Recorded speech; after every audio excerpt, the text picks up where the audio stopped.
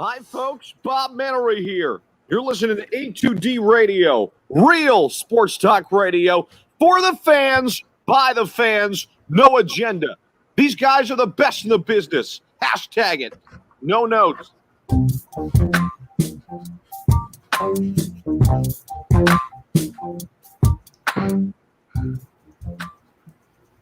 What is going on, A2D family? Thank you for tuning in to another night of On the Road to Victory Live. I'm your host, Jimmy Smith, and tonight I am joined by some of A2D's finest.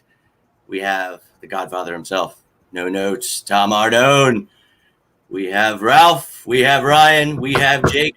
I'll give you guys a minute to introduce yourselves here, but thank you guys for joining us tonight. Tonight's show is brought to you by Specialized Physical Therapy, LLC. He's our doc. Use him yours. Dr. Paul Vidal. That's in the Princeton, Buckhorn, and Cherry Hill locations. You can find that at specializedphysicaltherapy.com.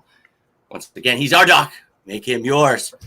All right, guys. Thank you for tuning in tonight for another episode of On the Road to Victory Live. It's going to be a good one. We have the fourth episode, but tonight I brought 4 guests that they're going to bring some knowledge. They're going to bring some of the stuff that you guys have been asking about lately. I figured I'd bring a little bit of help this time. So why don't we go ahead and introduce yourselves.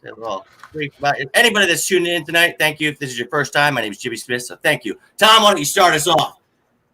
Let's go, Tommy. Well, shit, if you assholes don't know me by now, I can't help you all. I can't help you. I don't know. Then you don't know much about much. But if you just join in, I'm Tom Arnone, aka No Notes, aka whatever the hell you want to call me. I don't care. Let's just talk some sports, have fun with it. I may or may not have the LLC behind this bitch or not. I mean, that's all debatable. But besides that, when you talked about there's knowledge on the panel, semi-debatable. Depends what direction you want to point. Agree to disagree. Yeah, there she is. There's Michael Williams. I love it. That's all I got. Well, Ralph, why don't you go ahead and introduce yourself next? My name is Ralph. I pretty much do everything here at A2D, content, thumbnails, everything you need. You come to me. And I'm on Wednesday's show with my good friend Ryan over here. He's all the way on the left-hand side. So. Oh, yeah. I'm out on that show now. Oh, yeah. Okay, Tommy's on there. Love it. And Ryan, why don't you go ahead and introduce yourself next? I'm Ryan, and I'm here to make Ralph's life as difficult as possible. Fair enough. Jake, thanks for joining us tonight. Why don't you go ahead and introduce yourself? What's up, guys? Obviously, host of the Weekly Roundup, Jake Priel. Always accompanied by my co-host, Stevie Cutoffs, a.k.a. Steve Reichel. You can check us out tomorrow. We're back at our 1 p.m. normal time, so it should be a fun one. So, AKA right off the bat, we got Palatero. He's saying we need Logan Ryan. We need Jamal Adams. All right, guys, that's one of the topics that obviously was going to be a big one. Everyone's talking about Jamal Adams. We got some of the people out there. Zach Ertz is gone in their minds. Carson Wentz's favorite weapon out the door, apparently. Wild world we got out there. So I'd love to hear your guys' opinion on this. Now, Jamal Adams, is this something that you guys find feasible? You know, that's one of the main – it's pretty much the topic of the show, but we're going to get into some other things. But Jamal Adams, the guy, you know, right now, $7.1 million he's going to cost against the cap. We got $23 million in cap space. We've got some room. But next year, over $50 million rolling over, going to make things a little complicated for a guy that's making $9.6 million wants a new contract. Going to make things difficult for a team that has to give out new contracts to others. All right, guys. Ryan, you're at the top here. Why don't you start us off? Do you find this trade feasible? Do you think that the Eagles can make a trade for Jamal Adams or will?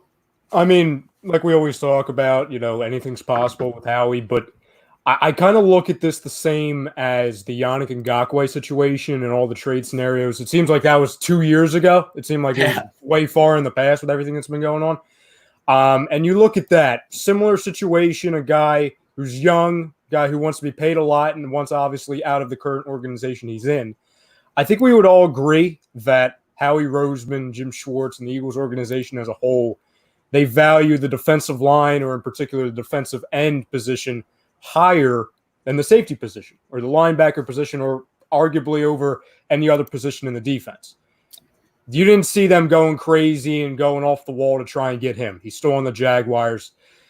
I think there's so many other options, especially what's on the table in this offseason, given now the injury of Brandon Brooks, trying to replace him, running backs, obviously to add on top of Miles Sanders. You look at also the future game plan of trying to pay Zach Ertz. So to me, it's possible, but I just think it's way down on the cards for the Eagles as far as their number one priority. So I'm going to say that the chances of it are very, very slim.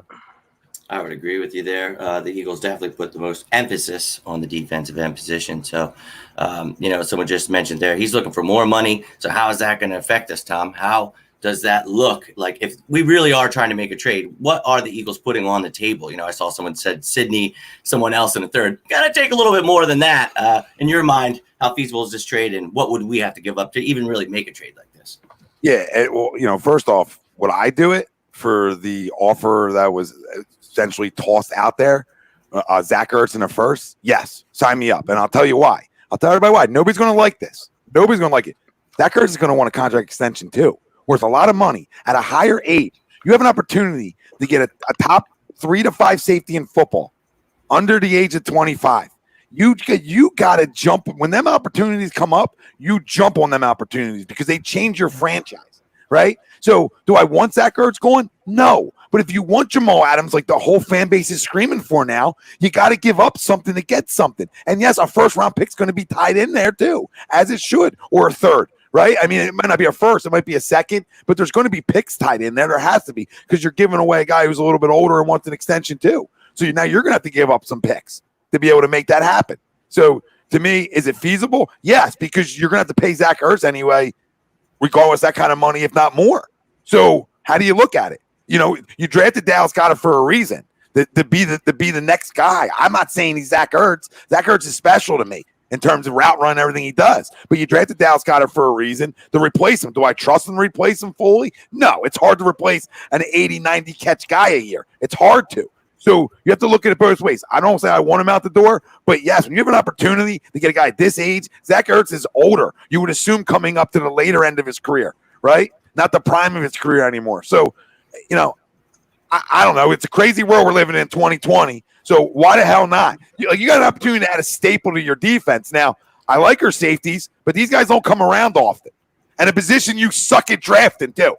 So, this is here you go. It's a layup line. You get a freebie. You just got to give up a little bit. You had a great point there when you said it. You don't know how many times these kind of opportunities come around.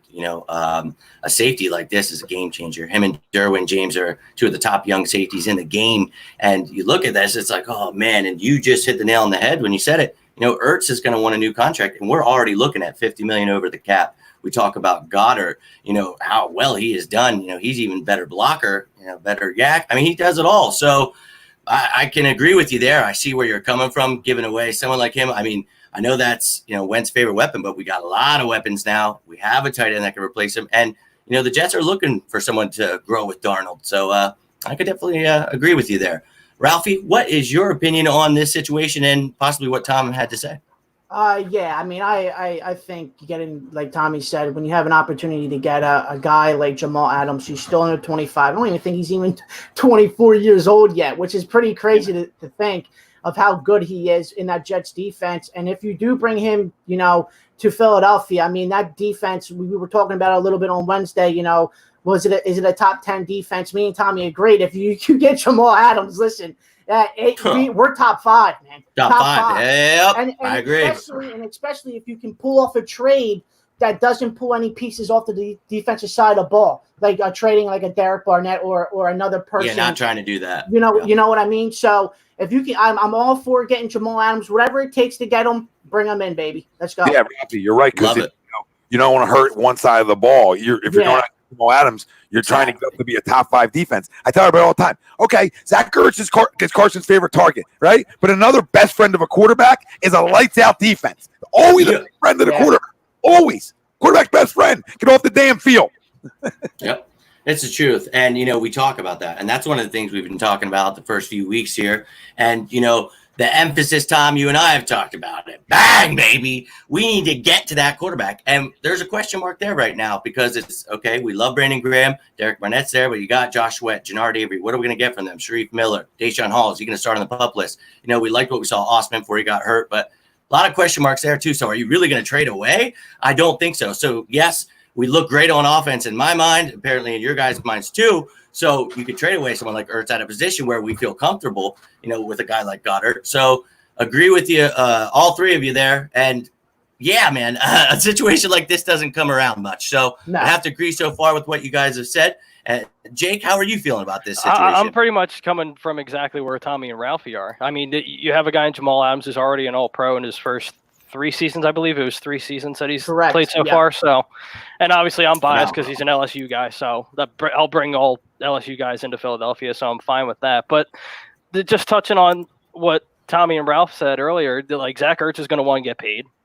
Yep. And Jamal Adams has another 2 years left before he even gets paid. So you have plenty of flexibility there, and you can even just worry about that down the road. So that I'm not worried about. And me and Rye kind of come from the same cloth to where we think the Eagles defense, it's not necessarily a top 10, but it's right there. But you get Jamal Adams in there, you're going to set, it's easily top 10, possibly even top 5. Absolutely. Yeah. And this comment right here, you know, Kayvon Wallace, we're all hoping big things from this kid. So you look at that in the future, you're like, oh my Lord, if he turns into what we think he could be and what we've seen, you know, on tape, I really truly believe that would be one of the best safety tandems for a long time. But for now, if we don't make a trade, you know, look at the safety room we have. You know, you lose someone like Malcolm Jenkins who plays every snap for the last 2 years. You know, that's huge. Even helps out on special teams. So what do? You replace it with 3 people. So we talk about that. You get Kayvon Wallace in the draft. You move Jalen Mills to a position where we finally feel that he's going to excel. So I love that move. And then you bring in a Philly guy, Will Parks. So I'm actually pumped about where we are right now. But yeah, I agree with all of you guys. If you could get Jamal Adams, you go ahead and do that. So we're going to have to agree with that statement. So I love it, guys. You know, and Greg, thank you for tuning in, brother. Saw the shout out here, man. He agrees to the poll. So that's definitely the next thing we're going to get to here. So, you know, if you guys have been tuning in, we talked about Matt Pryor. We talked about some of these linemen that we have been excited for the growth of. And now, unfortunately, you lose an all-pro right guard. That doesn't make anyone happy. No one's happy, but we're not going to get down. We're not going to lose hope because luckily it's at a time where, hey, it's the offseason. We got time to figure it out. So let's do that. I'd love to hear your guys' options. We know that there's free agents out there that are connected to Jim Schwartz, connected to Rich Gangarello. We've seen it. You guys know that we have some options there, but look in-house, man. Matt Pryor, baby. You saw what he did in the Seahawks game. He's actually played in 12 regular season games, never had a regular season start, but he did start that Seahawks game. Everyone else, 0 career starts. Loved the Driscoll pick. We talked about him moving inside. So a lot of options there. Do you guys see Matt Pryor starting at right guard, or do you see someone else? Do you see us bringing in a Warford? Who do you see? Jake, why don't you start us off this time? Well, with me personally, I've really been high on Matt Pryor since he came out of TCU. You have a guy that's 6'5", 350 pounds, an absolute just monster. I mean, again, he's not gonna be your Pro Bowl or even an All Pro, whether he starts this season or it might take a couple seasons. But when you have that Coach Stoutland factor, I think that just helps tremendously. Yeah, for sure. So, I mean, is there anybody else that you think is really pushing him right now? Is there any guys that you're interested in that, you know, really you would want over him, or do you really think he's the guy? Do you agree with that? Just based off right now, like he has film. I mean, he's done it all before. I mean, not done it all before. He's only started the one game, but I mean, he has playing experience. So you kind of already know what you're getting from Matt Pryor, opposed to these guys that haven't really gotten a chance yet. Exactly. And you talk about him having experience and coming in and being a swing tackle kind of guy too, you know, and I also was very high on him, you know, coming out of TCU. And I love the fact that, you know, he could help at guard and tackle. Well, now we need you at guard, buddy. So, Ralphie, why don't you, we're just going to go backwards this time. So why don't you lead us off this time? What do you have to say about Yeah, I think I agree to the poll. I think it's Matt Pryor's job right now. I think they're going to keep it in the house, which kind of, you know, it's all right. You know, it's Matt Pryor, but like you said, losing Brandon Brooks kind of hurts really, really, really bad. So we're all excited for Matt Pryor to Be a right guard of the future, huh, boys? Can't wait.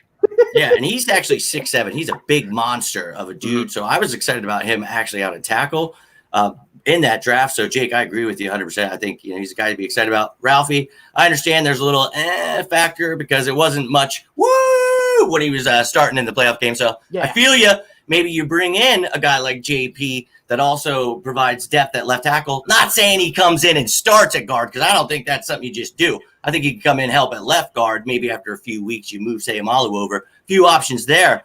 But I really like Pryor. So, Tommy, what are your thoughts on Matt Pryor starting at right guard? Do you agree or disagree? Yeah, before that, how'd that feel, Ralph? Somebody else hit you with the Peters besides myself and Ryan. I just can't get away from it, Had to do it to him.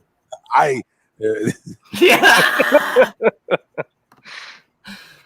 agree with the poll. Listen, this isn't a shot at Brandon Brooks at all right now, but what's he really contributed in the last year and a half? If we want to be real. No. You're exactly. We haven't had him anyway. Right. He's been banged up. He'll play a stretch, right? And don't get me wrong, plays tremendous, but it's injury after injury after injury. This is 3 injuries now in the last year and a half. A year and a half. That starts to pay a toll on your body over time. So, I'm not saying Matt Pryor is the answer forever or anything like that. I mean, we're gonna find out, but I'm comfortable with him. I'm okay with him, and I said I'm even more okay with him that he's playing inside Lane and Kelsey. I think that's going to help it as well, and the fact that he experience with these guys.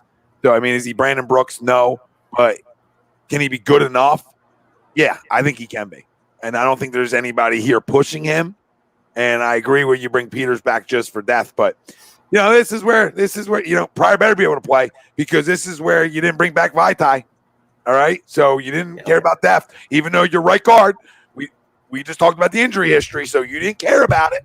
All right, now you're left here. Pryor better be able to play because if Pryor and Dillard can't play, Howie, if Pryor and Dillard can't play, I don't care how many playoff games you go to, I'm coming to fire your ass. That's all. I hear you, Tom. I couldn't agree more with you because that was something I was more than adamant about before the draft. You better make sure, and that's actually something we're going to address here after we get Ryan's opinion here. I'll come back to that. So I 100% agree with you. This is a little scary with Brooks' injury history. So, Ryan, why don't we hear your opinion on the poll here? Do you agree or disagree?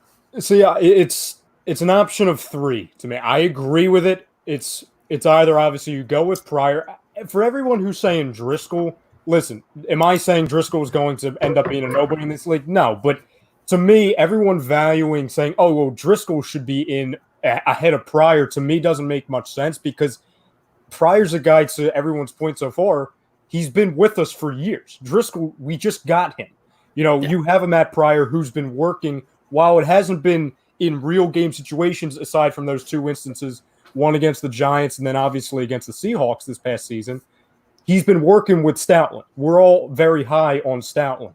So when you look at Driscoll, could he be somebody who can eventually go into that years on end? Yeah, of course. But to me, Matt Pryor easily has the inside track compared to that. For everyone who doesn't want Matt Pryor, then you're looking at an option of 2. Either, and Jimmy, you brought it up a little bit a few moments ago, that maybe you bring back a Jason Peters at the left guard position, slide over Siamalo. But to your point, that's a tough ask for somebody who's 38 years old. You're going to be adding him late. That's as crazy as it sounds. That's more of a project move, and usually don't hear project moves with a 38-year-old anything type player, let alone a Hall of Fame talent in Jason Peters. Or you can go to a guy like Warford, bring him in, somebody who has experience in this league, get him at the minimum or something very cheap, low risk, high reward type deal. Bring him in just for insurance. But I think we were talking about that on Wednesday. A guy like Warford, he's still out there. That has to be for a reason, and I would believe it's because he wants more than what teams are offering him. So if he has a price tag, as much as obviously he has way more experience than any of the other options we have at the moment, to me, it's build from within, and Pryor's been the guy who's been around for years on end, so I would give him the shot. Matthew Spills, Todd Harriman's will be on this Wednesday at 7. I'll ask him. Yes. Yep. Todd's the man. I got to meet him this past year. He is a pretty cool dude. Yeah, so that would be nice to get him back in his prime, sure. But, Matt Pryor, he has the most experience. We talk about that. Like Ryan just said, you can't be putting Jack Driscoll over Matt Pryor right now.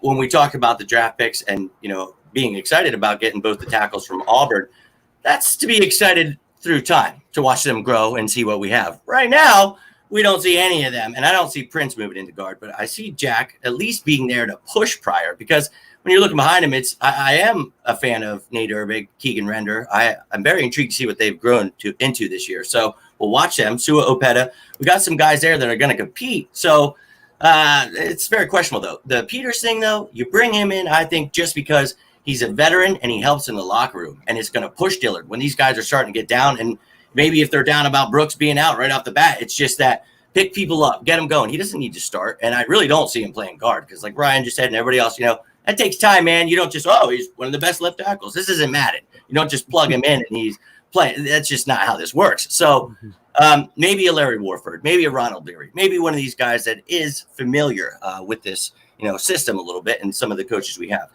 So Matt Pryor, sure, we're all pretty high on him. Now, one of the questions, I talked about yesterday, and I wanted to get your guys' opinion on this. Not sure if you were watching at this point, Tom, but someone asked me, one of the things I talked about in the offseason, Sayamalu. With the need for interior linemen in this draft, we thought, you better start watching out because Kelsey's going to retire.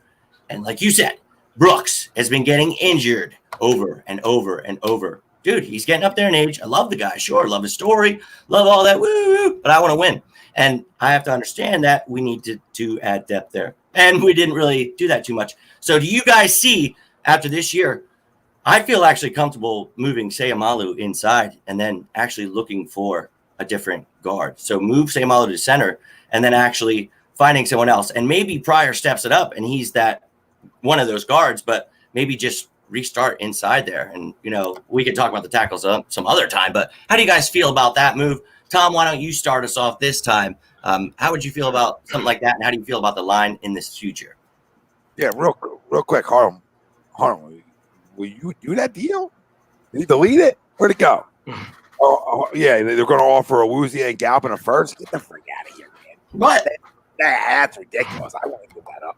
Sorry, I want to give that up. That's absurd. But you're not getting Ed Reed, so calm down. Please, that's absurd. I would never give that up. So the question was, how do I feel about the line right now? And then what would I do moving forward with Salmao moving in maybe a center position? Yeah. Right now, I'm still good with the line. I'm still good because I still have two Pro Bowlers there, and Salmao is just constantly solid, right? I think he's solid, sort of underrated, doesn't get talked about much, and which is a good thing. If you're not getting talked about in the offensive line, it means you're not getting taken advantage of up front. So that's good. The big question is who's Andre Dillard? If Andre Dillard's the guy we drafted in the first round for a reason and isn't crying in corners, then I still believe that we have a top five-ish offensive line in football because that's how much I, love Lane and Kelsey. Yeah. But moving forward, yeah, I mean, I would move him in the center if you don't get one in the draft. If a better player is at guard, but all this Mulata and all these other late round undrafted guys, that's not the recipe. That's not the recipe. So I mean, if we're gonna think these guys are gonna be our answer down the road, I just don't buy into that. I got to draft guys in the first or second round and hit on some big time offensive linemen to win in this league. Lane Johnson wasn't a 5th, 6th round, 7th round pick. I mean, it was a 4th pick of the draft for a reason. So they're parts of it. And you can't go drafting a quarterback in the second round when you when you have offensive line issues. So we all barked about it. J.K. Dobbins and other guys. Cushionberry. Yeah, but the team was there. Drafts offensive linemen well, and they didn't. Tom, it kills me. You hit the nail on the damn head right there because you're looking in the second round. I was thinking, oh, yeah, here we go. We're getting Cushionberry. We're going to shore up this offensive line. Here we go. No, we did not. We took a quarterback. Now, I'm not trying to sit here and bitch about it. It's over. It is what it is, whatever. But, when you look at a situation like this, it's like, well, you could have been prepared. So now I'm going to ask you guys the same question. Ralphie, this time I'm going to ask you, would you want Sayamalu to move to center and then we focus on going after guards high in the first round? second round maybe, or would you keep Samuel with guard, go after center? What's your thought process on this line? Well, I thought the thought process going into this year's draft, with the whole, uncertainty of Jason Kelce was to grab a center in the second, third, or fourth round and build him up until, Jason Kelce's ready to walk away. But I think you just keep Isaac there at guard, and then you just do it in the draft with a center. Okay. I like it. Or draft a Jake? guard. Yeah, or a guard that can slide. Well, we the got to center. pray that Pryor is good, and then we don't need two guards, right? Yeah. So, Jake, what's your opinion on it? Yeah, I mean, right now I'm with Tommy. I completely agree with Tommy. Is that the line's fine right now? Now, again, it also there's question marks obviously with Dillard. Like he showed he could play a little bit in those three games, but we have to see if he can do it for a complete season. No, there's not. There's no concern. That's with my Dillard. only question mark up front. I don't have a question mark with Matt Pryor. I think he can play. No, I don't either. My only question mark comes down to who is Andre Dillard? Who's Andre Dillard? Who's Matt Pryor? We're going to come back to that. Tommy? Yeah. And, I think Greg just asked here, do I feel okay with Jason Peters? Yeah, we talked about that, Greg. We don't want him to go to the right side. We'd like him at left, if anything. But, Tom, go ahead, whatever you were going to say. I'm coming for this crumb over here. The fact of the matter is that my right guard isn't as important as my left tackle, honey. So when you start understanding the pay difference and the pay scales, then you can buy into why I don't care as much about Matt Pryor as the candlestick. No boy. All right, that's why. I hear it. Jumping over the candlestick, crying boy. I hope this season happens this year, just so he can shut you up.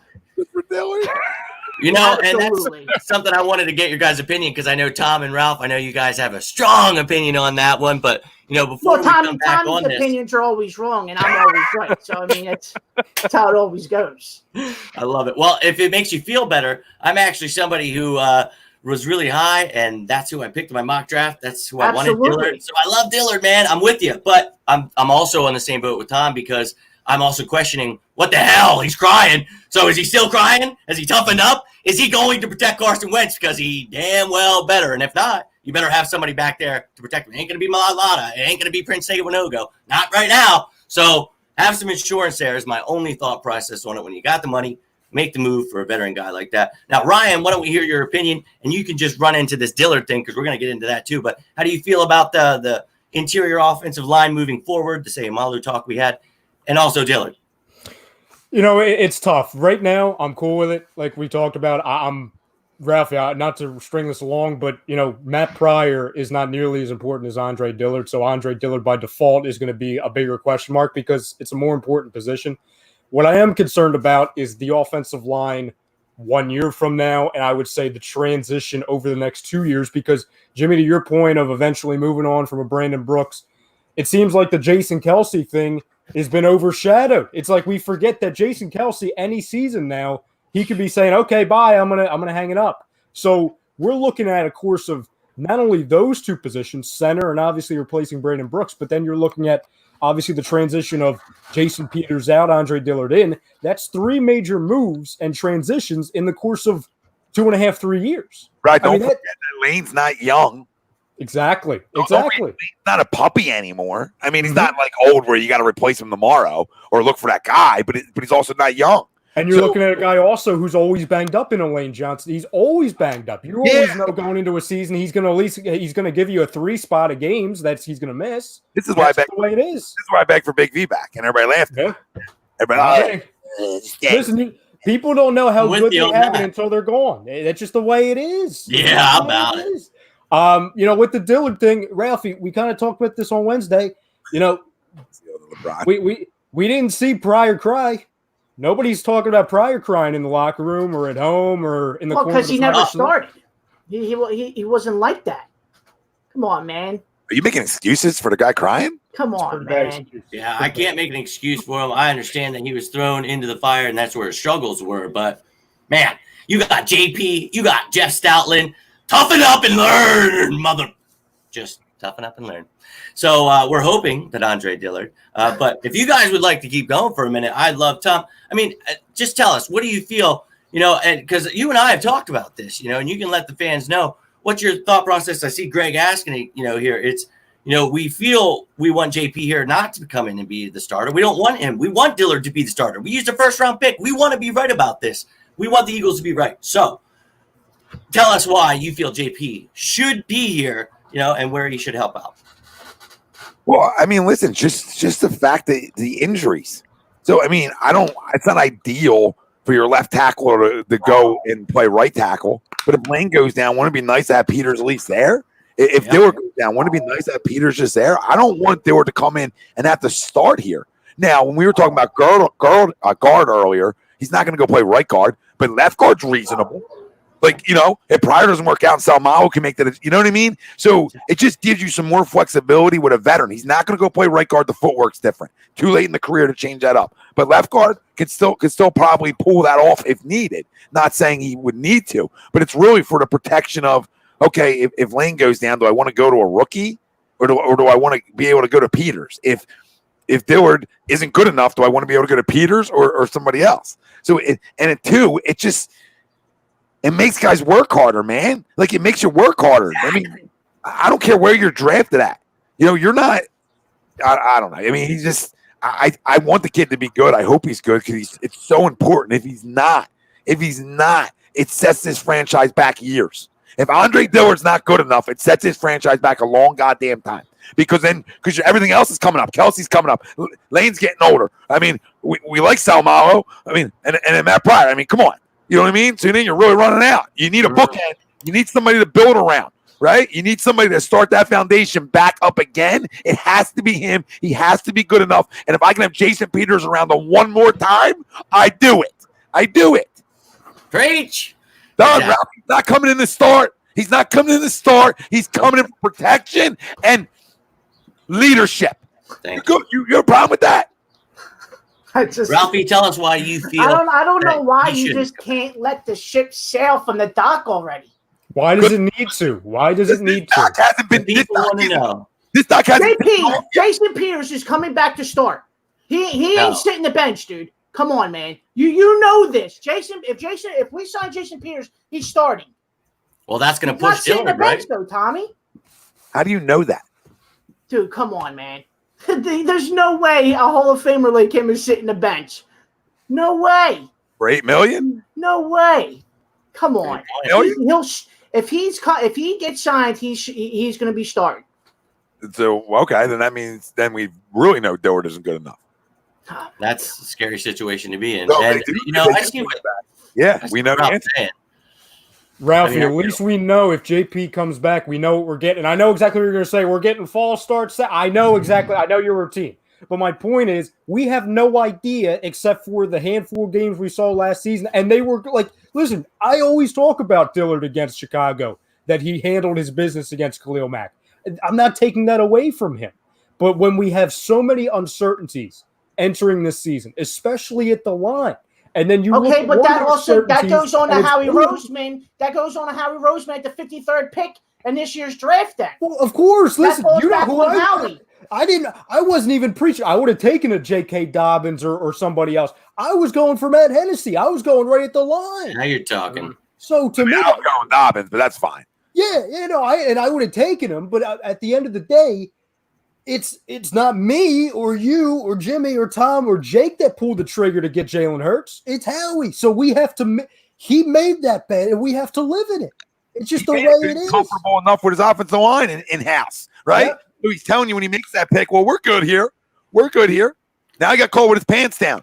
So how good he got complacent. He got complacent. Yep, we're gonna find out how good, because injury rate's 100%. So it's gonna happen, and especially with guys with track records, man. It's not like it's like you have a healthy roster consistently here. Yep. Kelsey, he has a history too. Yep. And then the problem with this is the problem. These young offensive linemen, whoever said it earlier, oh, you guys don't believe in rookie offensive linemen. Oh, well, first off, there's been nothing. There's been nothing for these guys to get ready. So first off, it's already hard enough. So now I'm banking on these guys coming to play at the NFL level with no work. So I'm gonna trust that. Come on, unless the guy's a top 10 pick, or first round pick, I can't expect him to come in without a training camp, etc. And rookie OTAs and all that shit, and expect to come in and be solid. Come on, And another thing that go on what you said, Tommy. What we don't have any trust in the rookie linemen and stuff like that. It's just gotten to a point where if we did draft a lineman, he wasn't playing anyway because of how well our line was. How great our line was. So a guy like Matt Pryor that was drafted, I don't even know when he was drafted, sixth round. He can sit for 3 to 4 years, right? He can take those 3 to 4 years and just learn because of how great our line was. We didn't need a rookie to step in right away. So you hope that plays to his benefit now. 25. Yeah. Like Prism said, only 25. I mean, I have faith in it. The one thing Howie's done well, though, all right, much as I criticize him, he'll find them late round offensive linemen sometimes. Mm-hmm. Now, I don't fully love that, and it's harder this year to pull off, but he's usually pretty good at it. So maybe the Driscolls and the Princes of the world, with some seasoning, next year maybe, these guys can be contributors if need be, per se, right? What's up, Andy? Yeah, and I agree with you exactly. With time, we can be excited about these guys. Driscoll, that's a guy we talked about inside, outside. Tego Winogo, huge steal. Love it, but not necessarily right now. So, Jake, why don't you chime in a little bit on what your thoughts are listening to these guys? I know, I'm sorry, Ralphie, to bring it up. I don't get to be a part of these conversations with you guys. So I just want to hear your side of the story because I'm with both of you guys on this. I want to be safe, though, So, Jake, why don't you absolutely. how you feel? Jake, if you say Malata, I'm coming down there and smacking you in the No. If anybody writes Malata in, I'm done. I'm leaving. Log me out. It's over. Log me out. Vince Carter. It's over. Vinsanity. The show is You're over. tired, man. Finally. The only thing I want from Jordan Mailata is just give him the ball on the 1 yard line and run it in. That's all I want. Thank you. That's all I want. A lot of people have Give wanted it to me once. years, Just my give it to friend. me one time. That's all I want. Fullback. He's a fullback. That's all I I'm telling want. you. He's a fullback. Just give Love that. that. Well, there's Maybe they were planning that before his injury. That's what I wanted. Maybe that's why we didn't sign Freeman. Jimmy. Is that? Yeah, there you go. Oh, there you go. I was going to say, is that Miles' backup? Yeah. Yeah. God. Screw Freeman. We don't need Hyde. We got Mailata, the rugby sensation. Absolutely. Oh, Lord. That is something else.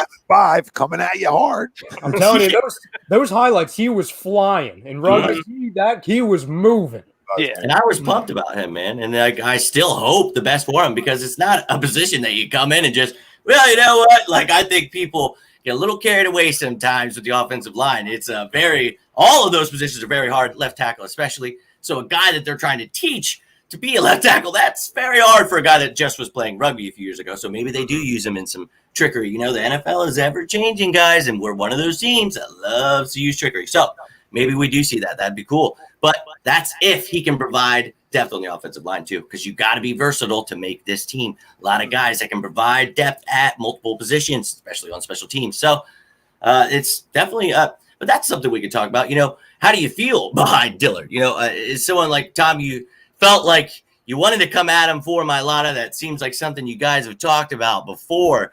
I like Mailata. I'm hoping the best for him, but that's not somebody you can rely on. We talk about the amount of starts we have, the inexperience at the depth of this offensive line is scary as hell. And the injuries we have to this line, scary as hell again. And we just watched it. A guy working out the NovaCare complex, already out for the season. One of our top players. So, yeah, we have every right to be scared. So, Tom, why don't you give us our thoughts on Mailata or what the hell we can do behind there? Like, where the hell do we go from there? Is it JP? I mean, is that your final thought on it? Or, because do you think Mailata's going to step it up? Is it Prince? Is it who the hell's going to push each other? Because that's why I come back to JP over and over again. Yeah, I think for this year, you're stuck with that decision, It's scary. Now next year you can readdress and draft guys higher or whatever the case may be, or if there's a free agent out there, you can address it that way. So, next year you can go and address it a little bit better than you can now. Is it a Warford? I'm not against Warford, but I think he wants a lot, and he probably doesn't want a 1-year deal. So how does that work into your cap space when you already owe Brandon Brooks money? So that ties you up into some trouble there. So that's the only reason I don't know if that one's feasible for us and why they'll probably go with Matt Pryor there. And like I said, JP's just here for a backup for a 1-year deal for protection. and that's that. And then he goes on his way. He sails off into the sunset to the Hall of Fame, baby, where he belongs. So that's all it is a 1-year deal. And then you go back into the draft next year. And if you feel like you do have major issues there, then you got to draft them early. If you feel like the guys you got on your roster are good enough and they can compete at this level, then maybe you don't go back at it early, So that's how I look at it for 1 year. I mean, for 1 year, with JP's back, I'm okay with this offensive line. You know what I mean? Yeah, and it seemed like that was kind of the consensus with everybody's like, we're at where we're at right now. There wasn't the consensus with JP, but, that's where we feel, the guys that want JP back, that's why, because it's very scary. And we're looking at, next year, but we're going to be holding on for dear life if anything happens this year. So it's kind of scary. Ryan, do you have anything to say about this offensive line? Any ideas or where you think we should go now or later? Well, this discussion actually, it reminded me of something, and I think it's extremely alarming. It's going back to this draft of, okay, so now we know sitting here today, which is crazy because, to your point, Jimmy, we lost one of our best players in freaking June. We're 3 months before we have to get prepared for injury mode, seems like every single year. And now we know, okay, given the status of Jason Kelsey to whether it's next year or the year after, as we learned with Brandon Brooks, we have to be ready to move on to the next guy or a possible injury. So then we look at obviously the Brandon Brooks situation. We know already a year from now, addressing offensive line is a huge need. Well, we look back to this draft, and we knew that our number one priority was receiver. We go back, and this is even more, I would say, dramatic of a statement because we talked about it, days on end, weeks on end, months on end, on how important this draft was because we needed to figure out how to hit on at least one wide receiver coming out of the draft, let alone half of the guys we drafted. Well, hit on 3 picks, right? I mean, exactly. You say you better come out with 3 legit starters any way you want to slice it because you told us you're getting younger and you got to get better. So do it. So do it. Time's short. So now you look at a situation where if they don't hit, say for example, and I'm just naming guys. I'm not saying this is going to happen. Say Rager doesn't hit. Say Rager doesn't hit. Say Davion Taylor ends up not being anything, and one of the other receivers doesn't end up being anything. Now we're already kind of behind the 8 ball because and for everyone saying, oh well, you can address that in free agency. No, because you're going to be in cap hell. You're going to be in cap hell. Yeah, exactly. So now you need to address 2 more receivers, especially because Deshaun's going to be gone. Alshon, who knows what he's going to look like a year from now. Now you have a situation where you have to address the entire line, or at least 3/4 of it. You're looking at the receivers, and I'm not even talking about defense. Right. Write down this, right? Write down all these impactful guys that he's drafted that better play well this year, right? Like high picks, Sidney Jones, right? Write it down. Sidney Jones, Derek Barnett. I know there's more I'm missing. I know there's more high picks I missed. Jalen Reagor, right? I mean, look at all the guys. JJ Arcega-Whiteside. I mean, there's a lot of names that better come play football this year that are so important for this football team moving forward if you want to get younger and better. And Andre Dillard. Oh, shit. The elephant in the room. Forgot all about him. And Andre Dillard. Maybe the biggest thing that better come play this year. There's 5 names. Maybe 6. Did I say 6? I don't even know. I mean, the list can go up, Ralph. I mean, that's what kind of shape we're in. And it's almost like the country going south. I mean, we could go south real quick here, right? Barnett, too. Barnett. We dealt with injuries, so it's a scary thing. Yep, and you did. You hit the nail on the head. Those are some very, very important. We're hoping that Sidney Jones takes over at number 2, or Avonte Maddox. A couple guys that we really hope that Howie hits on these picks. But it's a lot of ifs out there. And Ryan said it. Hey, we all know I'm a huge fan of Reagor, and hey, I can tell you all I want about what I watched at TCU, and who cares, man? It really doesn't matter because we need to see it on the damn field. So. You need to stay healthy. You need to come in. And we talked about where he's going to play. And it was really refreshing to hear Doug say that because they're not going to just throw him in the fire and expect this kid to be the number one, threat on this offense. But he's going to be able to come in, learn under Deshaun Jackson, play that Z receiver, be off the line. He's not the X. We need J.J. Arcega-Whiteside to, and with Aaron Moorhead as the new wide receivers coach, I love that move. I love Matthew Harper moving up in the ranks. I think these guys are going to help them immensely. Having better corners to play against in, practice. I think that's going to help them. So I'm hopeful, but that's a lot of hope and not a lot of real answers. So a lot of question marks and a lot of scares here. So Howie, thanks for not addressing the interior offensive line and feeling so confident about your quarterback factory. But it is what it is. Jake, I'm just going to keep spouting and get pissed off if I keep talking. So why don't you give us your thoughts on it? Doug should shut the hell up. I mean, Doug just shut the hell up. What are you talking about? What are you talking about? Then don't draft the guy. Okay, I'm so sick of projects. We're going to bring him along. Oh, yeah. If you are a first-round pick in any sport, right, at a certain point, you should be able to come in and play right away, or you're not a first-round pick. You're a fucking project. Now, I'm not saying he is. But I'm just saying if he can't come in and play day one, then what are you doing? Because now I just don't think he's going to be rushed. You know, we're not going to see him overused. But I agree with what you're saying. I want him abused. It's like a racehorse. Well, that's why we got a bunch of them. We don't need just him. Let's go. You know what I mean? I'm ready to go. I'm trying to win championships again. I'm with you, brother. I'm with you, and you got to use him, right? Right, you do. But that's why you have Deshaun Jackson, but the guy's 932 years old. You know, his 13th year. You know, but you brought in Marquise Goodwin. Yeah, Olympic speed.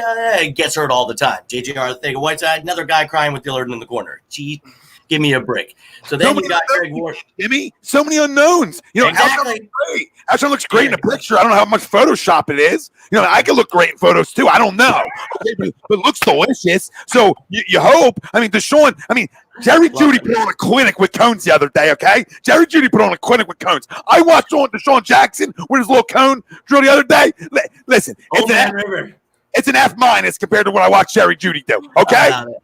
So what's up on Deshaun? Because we don't even know if we're going to get more than 10 games out of the guy, if we're lucky. So Jalen Reagor was drafted to play day one. He was not drafted to say, well, you can learn slowly behind Alshon and Deshaun and JJ. No. You should be coming on. They should be learning from you. Yeah, because Jimmy, here's the thing, and I agree with you.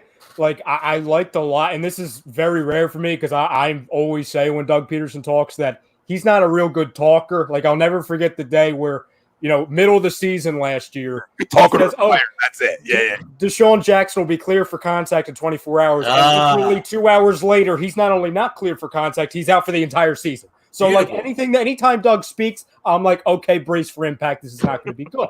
Take it with a grain of salt, for sure. But now, to Tom's point, and Tom and I, when you said that, Jimmy, Tom and I, leaned back in our chairs because we were like, what the hell did he just say? What did Doug just say? Because at the end of the day, with Doug saying that, he's telling us that not only is he going to take it slow with his first pick, he's obviously going to take it slow with his second pick, which he said, we're going to keep him long. Nate Sudfeld's going to be the second guy. We might not see him for 3 years. And then you have a project guy in Davion Taylor. So you're saying in freaking June, on the eve, the day after, not the eve, the day after you lose Brandon Brooks, that our first 3 picks on arguably the biggest and most important draft in the last 10 years, maybe 20 years. I don't know. We could do that another show. You're not expecting anything from your first 3 picks? When you had CeeDee Lamb literally a trade away or a Jerry Jeudy, that's concern. I mean, I'm looking at it that, Jesus God. And then he's talking about Alshon Jeffrey is going to have a huge part in the offense. He's not expected back until late September or October. So I just look at it, it's like, what message are we sending? He might be back earlier now, they're expecting. He could even back earlier. Did Doug say that? Well, no, because he's okay, good. I'm going by doctors saying he's ready to start running again. Yeah, and stuff. Exactly. Okay, the doctor. So if he could start running, it's exciting. But, to the point, I get it. And trust me, when I first saw that, I was like, son of a, because I think Jalen Reagor is going to be one of the top rookies. That was one of the first videos I got to do on ATV radio. It was Jalen Reagor. Is he going to be a top fantasy guy? I don't think he's going to be one of the top guys, but I think he's going to be used the right way. Not thrown in the fire, but I think, like Ryan said, you got to watch what Doug says. Doug doesn't necessarily know what he's coming out and saying. I don't think he's saying this guy's going to sit on the bench. I just think he's not going to be one of those guys that necessarily needs to be that number one guy because we're going to spread it around everywhere, dude. And I'm telling you, we got Hightower, Watkins, a lot of speed around the place that if these old guys do get hurt, we do have some depth there. And sure, it's scary as hell, though. I'm with you because it's a lot of ifs. But I think the mindset going into this draft, the only way I could ever sit here and be like, okay, that's why they did it because – trust me, I was ready to punch through my effing wall during that draft. It made me. I was so happy about the first round pick, and then I just wanted to die because Jalen Hurts just ruined everything that I thought would happen. So it really just pissed me off. But now that I look at it, it's like, okay, they were literally that confident that if this team is healthy and with the additions they made mostly on defense and free agency, that if they drafted well in other areas for depth, that they would be fine. Now, you can't be Captain Hindsight and say, well, Brooks is gone, but you can sit here and say, we did talk about adding interior offensive line in case someone got hurt. So it's kind of nerve-wracking, and it's a lot of question marks. But I think they're just really confident. So I think we're putting a lot of chips on Doug and Howie, being confident in guys that have really let us down the last couple of years with injuries and stuff. So I'm scared as hell too, guys. I'm with you. So this might be the year that we come for Howie's head if he doesn't hit, I ain't scared because I got a franchise quarterback, so I just want to confirm it. Look what he did without anybody, So I agree. Now, Jake, you haven't got to talk much. What do you feel about this? And then Ralph will get you going. What do you feel about these wide receivers, guys? And I appreciate Ryan, Tom. I knew that you guys felt strong about that, and that's why I loved having you guys on, because we're going to get everyone's opinion on it, because there's a lot of mixed emotions about this team right now, and not having anything to even watch really leaves you with a mixed bag here. So, Jake, how are you feeling? Yeah, I think just with the younger wide receivers that are coming in, they're just at a major disadvantage, and not only on this team, just every single team in the NFL. Just no training camp, so that's a hit right there. And I don't know really what you're going to get out of a virtual training camp. I don't really know what you can take from that, but it's one of those things where, on paper, am I excited? Yeah, absolutely. But it's just one of those things you have to wait till if and when the season starts and see how they perform. Obviously, there's going to be bumps in the road, but it's one of those things that I have to see with my eyes before I can say I'm relatively excited. I love that you say that, because I'm always the same way. It's so everyone watching right now, I hope that you take everything that we're all saying with a grain of salt, because we all feel that way. We're just giving you what we see on paper, and we'll have different opinions once we start seeing stuff. But right now, we're giving you what we got. I'm sorry, Prism, I totally forgot to address this at one point, but you said that, the Redskins week 1, and this is going to be no easy task. We've actually had this talk, me and Tom, and I'm sure these guys would like to jump in on this, but the Redskins, no easy task at all. They have a pretty intense front seven. Their defensive line is pretty damn intense. They just added Chase Young with Kerrigan, Deron Payne. We're looking Josh Allen. These guys are pretty scary guys. So, why don't you guys touch on that? And Ralphie, why don't you start us off? You can hit up on how you feel about the wide receivers, and how do you feel about, you can go into how you feel about week 1. And, obviously, how you feel about Dillard. But do you think he'll hold up against Chase Young and the Redskins? Yeah, going real quick. We'll start with the wide receivers whole thing. When draft night came, I wanted to go, Patrick Queen at 21 because God, dude, it feels like since he's in Baltimore now, he's all pro and a Hall of Famer, which kind of sucks. But but at the end, once the draft ended, right? You look on the roster of one point, you had 15 wide receivers, right, which is already taken up the 53 that's already on the roster, or however many you already have on your roster as well. So you have 15 wide receivers. I bet half of them probably won't make the team. So, but you also have a guy in Alshon Jeffrey that's been banged up, for the past 2 years now, has been on the decline. And you also have Deshaun Jackson ever since he left Philadelphia, and even in Washington and towards the tail end of his years in Tampa Bay, he couldn't even get on the field, right? He couldn't even run 5 yards without tearing his hamstring. So Deshaun has a lot to prove this year, right? And I just think some of the young guys will be on the practice squad, like the Watkins and the Hightowers and stuff like that.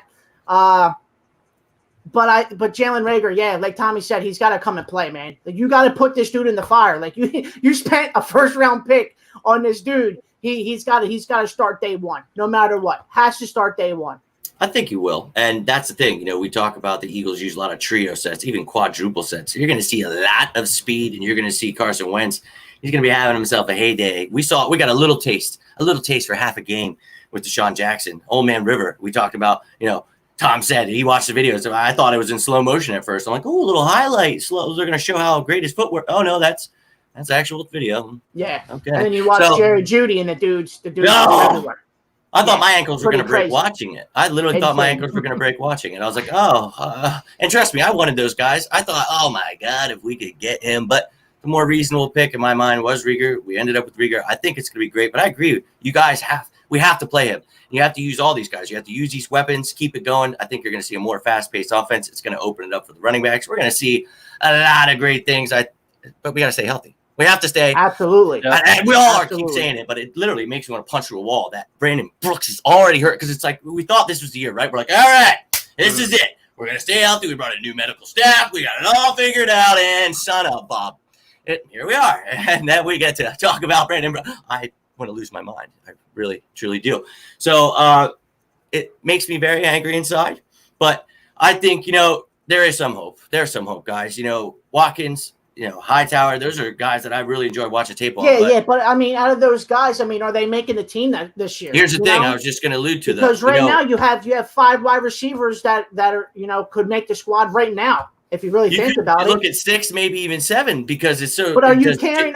Jeffrey go to the pup? But are you carrying 7 wide receivers on a Sunday afternoon? That's the big question. We're looking at the practice squad can move up to 16 players now. They're talking about because of the whole coronavirus thing. Yeah. So now we could maybe see some rules where you can put some locks on some of these guys, so that way you feel a little more comfortable. This could be great for guys like Hightower, Watkins that you weren't so sure were going to make the team. Probably were going to end up on the practice squad. Now maybe they get to stay a little longer. They maybe some lock, whatever happens there. But this is going to be a great opportunity, even for guys like Killins. Maybe Michael Warren doesn't figure it out. I hope he does. Hey, this is looking good to me, so I wanted to actually get your opinion on that. So, Jake, why don't you start us off on this one? How do you feel about guys like that? This is going to be great, in my opinion. Moving up to 16 players. So, big news there, I thought. So, why don't we talk about that for a little bit? Yeah, obviously, I think with the 4 as it's set right now with the 4-game preseason, I think that's going to be cut down to 2. So, obviously, when you get into that 4th game, that's more for the guys that really aren't going to make the roster. Kind of give other teams a little bit of film. But I mean, if it goes to the additional 16 players, I think it could work well for a lot of teams. I really think it can. And you were talking about earlier with the Quez Watkins and the John Hightowers of the world. I was really high on John Hightower, and I was really happy when we got him. But he's not ready yet. So I think if you give some of these young guys that we got, just to give them a year or so to groom, and depending on how this whole COVID situation pans itself out next year, we'll kind of just go from there. But right now, I'm perfectly happy with it. And I mean, you can address the whole Redskins thing too. I mean, I know I appreciate Prism for tuning in. So, I mean, we got some tough tasks more than just the Redskins. We've got a lot of guys that were 10+ sack guys throughout this whole season. So, I mean, if you want, we pretty much talked about how we felt about the line. But I mean, Ryan or Tom, do you guys have any thoughts on? You still want to talk about this wide receiver position? How do you feel about it? Are you confident? What do you do even? I mean, we're just pretty much hoping, right? We're just praying. I have no clue anymore. I truly don't. I mean, I don't know. I don't know. Is Alshon going to be healthy? Is Deshaun going to be healthy? Is Jalen Rigger going to be good enough? Is JJ Arcega-Whiteside going to have a pulse? It's going to be Greg Ward leading the pack again.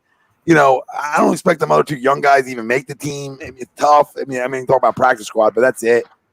And then you talk about the Redskins week 1. That's a team we should beat. I still think we're a 12-4 football team, 11-5 because of our quarterback. So I'm going to continue to ride that out. But I mean, man, listen. If you told me I lost Brandon Brooks, but I was able to get Alshon for, let's just say, 12 games, right?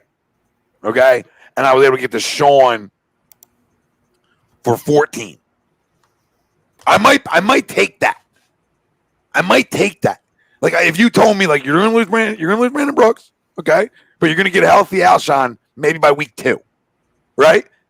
Week 3, and then you're gonna get Sean pretty much almost the whole season and in the playoffs, say, right? His injury doesn't affect him in the playoffs. I'm buying that. I'll take it because I need these 2. I truly do. People want to write off Alshon Jeffrey. Write him the hell off then. But I can't.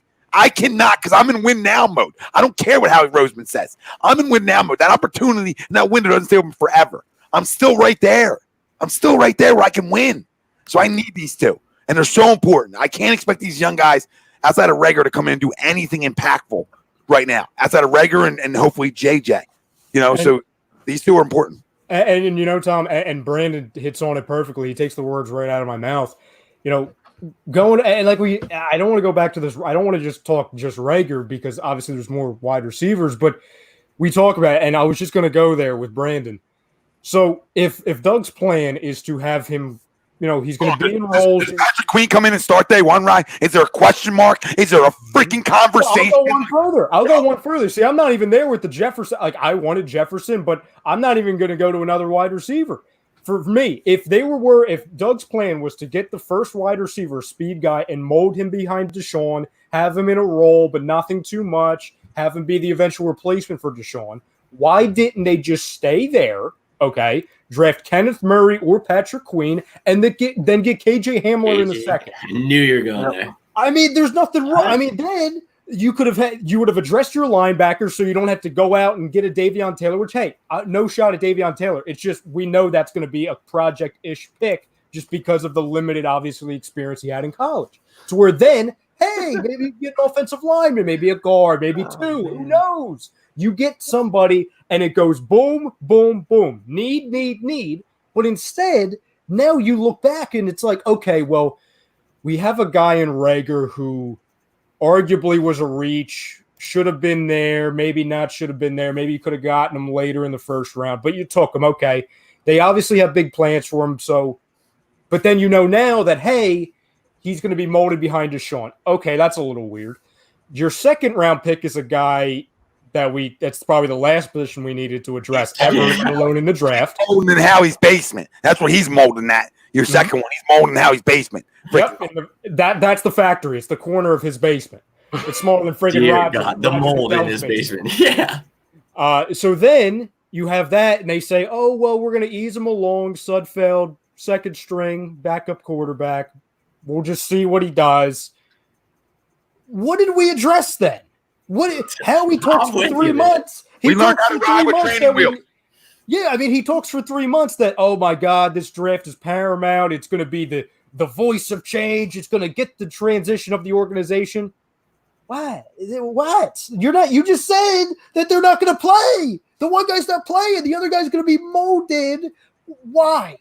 Patrick Queen's going to go to 8 to 10 Pro Bowls. Okay, you want to? Oh yeah, he's going to be amazing. He already has. He already has. Get it. Write it down in your journal. We still do journals nowadays because write the hell down. Patrick Queen is going to 8 to 10 Pro Bowls. Jalen Reagor better hope so, or not Jalen Reagor. That's not on Jalen. Howie Roseman better hope so. Mm-hmm. But Jalen Reagor. I hear you. Because Patrick Queen would be a starter day one, no questions asked. Are we in top 5 defense with Patrick Queen?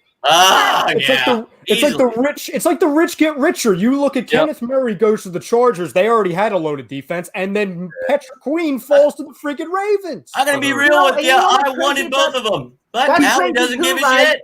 Because the Chargers already had a loaded defense. They didn't even need Murray. Did the Ravens need a wide receiver? Did they need a wide receiver? Sort of. They could have used one, maybe. Could have used one. All right. Listen, I can't take it anymore. I can't. I'm with you. No emphasis on linebacker. Drives me nuts. We're top 5 defense with Patrick Queen. Okay, we're all sitting here jolly. We don't even give a rat's after the season doesn't go off because we're just happy. We're just gonna be smiling like from ear to ear with that. Not that we don't like Jalen Reagor. I want to make that clear. Mm-hmm. I just don't trust the guy who picks them. These are different. They're different than trusting the kid and believing in it. Love his swagger because all we have right now is this. So I'm a big fan of that. Big fan because wide receivers got to be able to talk it, right? They have to be able to. So I like that.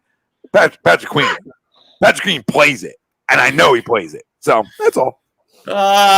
Trust me, I'm with you guys. And when we were doing the mock drafts, I'm like, I'd love to sit here and tell you that the Eagles are going to get Patrick Queen. They're going to get Kenneth Murray. But in reality, I knew the Eagles just don't care, and they make us want to choke ourselves because it just is very, very fun.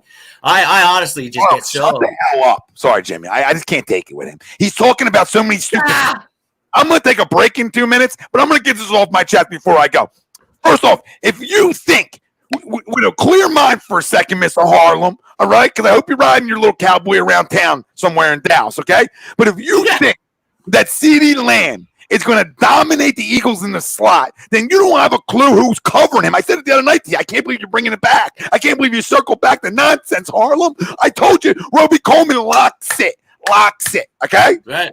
Put your hand behind your back, CD. We're going somewhere. Journal that. Lockdown city. All right? So shut up with that. Shut up with the Wentz hate. This is why why do I get to do this again? All right? Journal it. Just stop it. Just stop it. Just admit that he's a good quarterback. Can you just say that? Just type it in here, and I'll gain so much respect for you. And as well, Brandon, thank you for the comment. Hell yeah. money or however. Yeah, that's what's up, brother. That's my Appreciate double you. money. That's what we do this for, man. Ralphie, Take over talk, baby.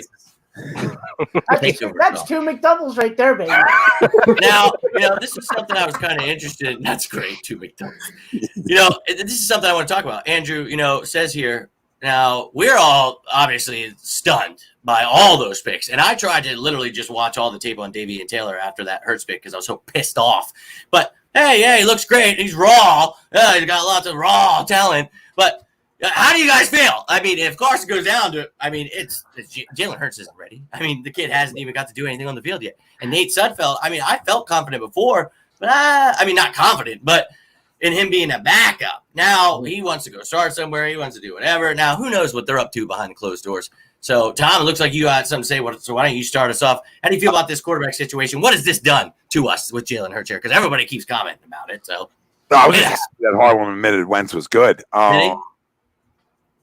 Listen, if Carson goes down, I'm done. I don't know how to tell you. I don't know how to tell you guys this, but it better be Jalen Hurts. It better. Let's hope it's not in the beginning of the season. I didn't use the 53rd pick to sit behind Nate Sudfeld. That's right. Okay, so if I'm using the 53rd pick on you and my quarterback goes down, that's why I brought you in there. That's what pissed me off when Doug said he was behind Sudfeld. Like, I know that had to piss you off. 2 weeks. We're gonna take that as a start. We're gonna take that as a start. After the fucking draft. Yeah, he's our third stringer. No, he says he's third string. He'll come out week 1 behind under center. Yeah. With you. First play on the a guy that's played shotgun his whole entire life is going to be under center. Here we go. And Quarterback factory. Yeah. And the crazy thing is this, and again, I like Jalen Hurts. It's not about the kid. It's more. We're not attacking the kid. We're attacking the man who picks the kid. Yeah. But if we're looking for insurance, or if we're looking for a guy to mold, and I just love this because if I would have said this 2 months ago, people would have said, "Oh, well, this guy's going to cost way too much. Why do we want to do this? We have other needs." The Saints picked him up for 1 year, $1 million. Mr. Winston. I'm not a Winston guy, but listen, as a backup who threw 30 interceptions, but 30 touchdowns when he couldn't even see, now apparently he can see with the new eyes. There's a guy, you could still mold him because he's not 30. He was drafted, 2 years before Wentz? So he's still very young. He just came off of his first contract. You see the upside he has. So why do we need to reinvent the freaking wheel? Right, can I say one more thing? Because then I'm going to go take a piss break. Yeah. If you were a QB, I'll say this on blue in the face. If you were the QB factor that now you want to become all of a sudden, then stay in the spot. Don't trade out into the second round for Dallas Goedert. Stay right where you are and draft goddamn Lamar Jackson. Okay? All right? If you want to be a QB factory. If not, that's your math. Yep. Truth. 110%. 110% if you want to be a QB factory. 110%. Yep. Love it. But and it's a good pick. And like Ryan said, we like the kid. We do. We're not sitting here talking about this kid not being, a talented quarterback, but it's just kind of questionable when we talk about needing interior linemen. John Jackson, 1 injury away. Wow. 1 injury away from NFL Network. I don't know about that, man. But it is scary because last year we dealt with, him being hurt all last year, and it was, he's coming back. Here he comes. And then I think it was Ryan who mentioned, he's coming back. He's been cleared. And then a couple hours later, it was, he's out for the season, actually. And I remember just being infuriated. Like, this is enough, dude. Like, because remember at the time when we were like, why don't you just get the surgery, man? Get the surgery. Because, this week, this will be the – and then I was like, all right, this is we're making threats. And then week 8 came, and then you find out he's out for the year. And it's like, dude, you could have just taken this week 2 – shot out until week 12, week 13, and you're back. You got 14, 15 right there for playoffs. I remember it was against the Bears, correct? And they're hyping him up, saying, "Oh, he's going to have a limited amount of plays." And then he comes in, he literally steps on the field, not even runs. He steps. I was there watching him, and it looks like his friggin' leg blows up. You know what I'm saying? Like, and then there he goes to Sean. There he goes. He's got his helmet off a minute after coming on. So it's like, that rehab went really well. That went fantastic. I knew it.